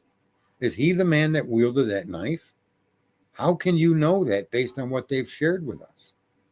Based on the things that you've communicated to us, you've yet to show anything that shows Mr. Kohberger is actually committing the murder,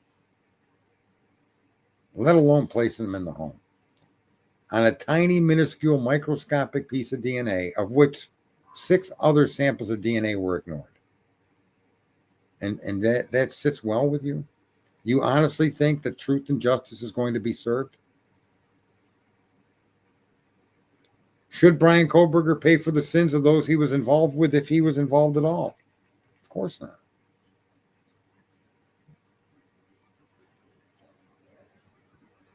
I just can't imagine.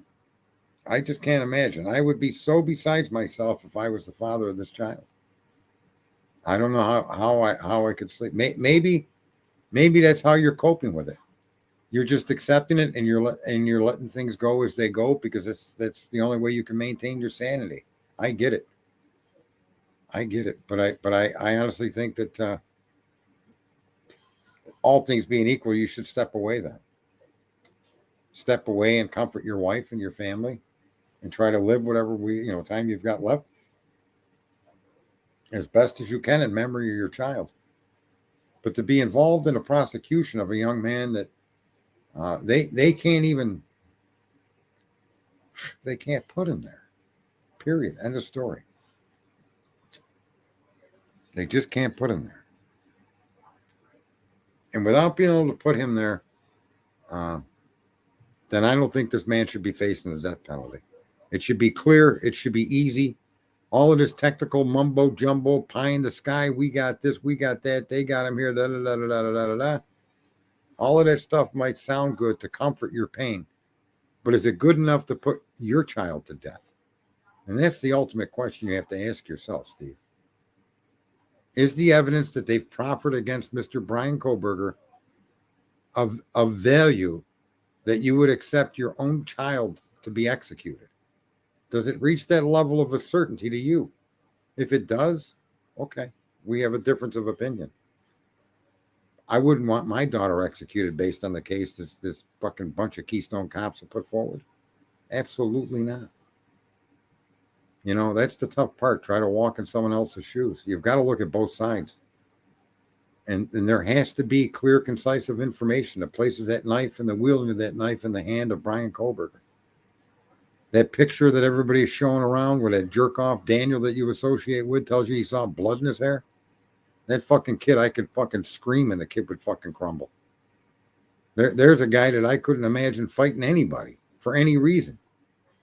You go up to the fucking guy in the cafeteria and smack him in the back of the head and take his fucking food. He wouldn't do anything. Yet he's the man that went out and slaughtered these four kids. I don't know. I don't see it. They're not showing it to us. And I can't believe you're buying it. Really. I just can't believe you're buying it. Because that's a hard pill to swallow. Place your own child in the shoes of Kohberger and weigh the evidence against that man as if he were your child. And answer that one question. Is the evidence strong enough to execute your own child? Because if it is not, then you should say so, and you should come out and demand that the evidence that would convict him be clear, concise, and easy to understand by an idiot that doesn't have to have all these special experts and stories and grifters and all of that nonsense. Yeah, everything that he shared with the public. And Steve, if you hear this, you know this to be true. You know this to be true. He connected to their Wi-Fi. They got this, they got that, they got this, they got pictures of his car, and none of that's true. Maybe in the end, somebody like me looking in as I've been able to look in will get a rude awakening, and there'll be evidence to say this fucking kid did it. And to that I say, forgive me, and let's execute this fucking dude. It's that simple. But the idea, as I laid out in the stream that's been going on for fucking ever, that these other people that were at that crime scene, these other people connected to the victims, had nothing to do with it, prior knowledge, or something, it just doesn't make any sense. You can't make what Dylan did. You can't make what Bethany did. You can't make what they did make sense. To I don't give a fuck who they are. You can't make it make sense. Just that the man that went into the house to verify the condition of the victims ran to the kitchen first to get a knife. Clearly, Dylan and Bethany said something to him to make him think he was in danger himself. What the hell's going on, Steve? That's all I got to say to Mr. Goncalves. Yeah, you just can't make it make sense. You just can't. I know, Jesse, you had some theory about Brent Kopacka or something. I didn't get into any of that. He looks more and more likely to be a part of this case. And we'll have to see how it unfolds. I suspect that may, in fact, be one of Ann's alternate suspects. And, we're all going to have to wait and see. All right, folks. I got to be up at 8 in the morning. I'd like to get my 6.5, 7 hours sleep, kind of like Jesse did. Only he got about 4 hours sleep, maybe not 4 hours, but close. Oh, you think that they're using the Brett Kopacka idea? Okay. So you think they're using that as a way to kind of keep in place to show that Brian was involved, blah, blah, blah. Well,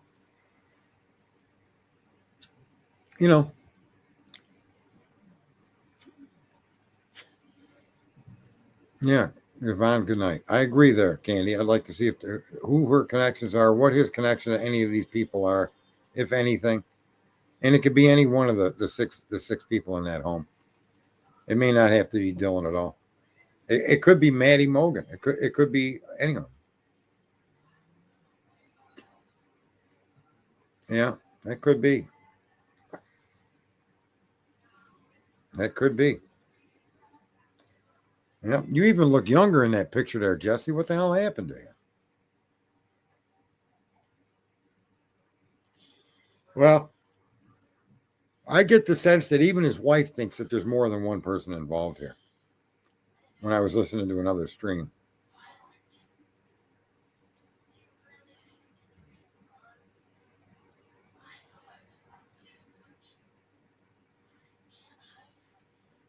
Yeah, so we'll have to see. But anyways, folks, I appreciate all of you that came in. All of you that liked this, I definitely appreciate that.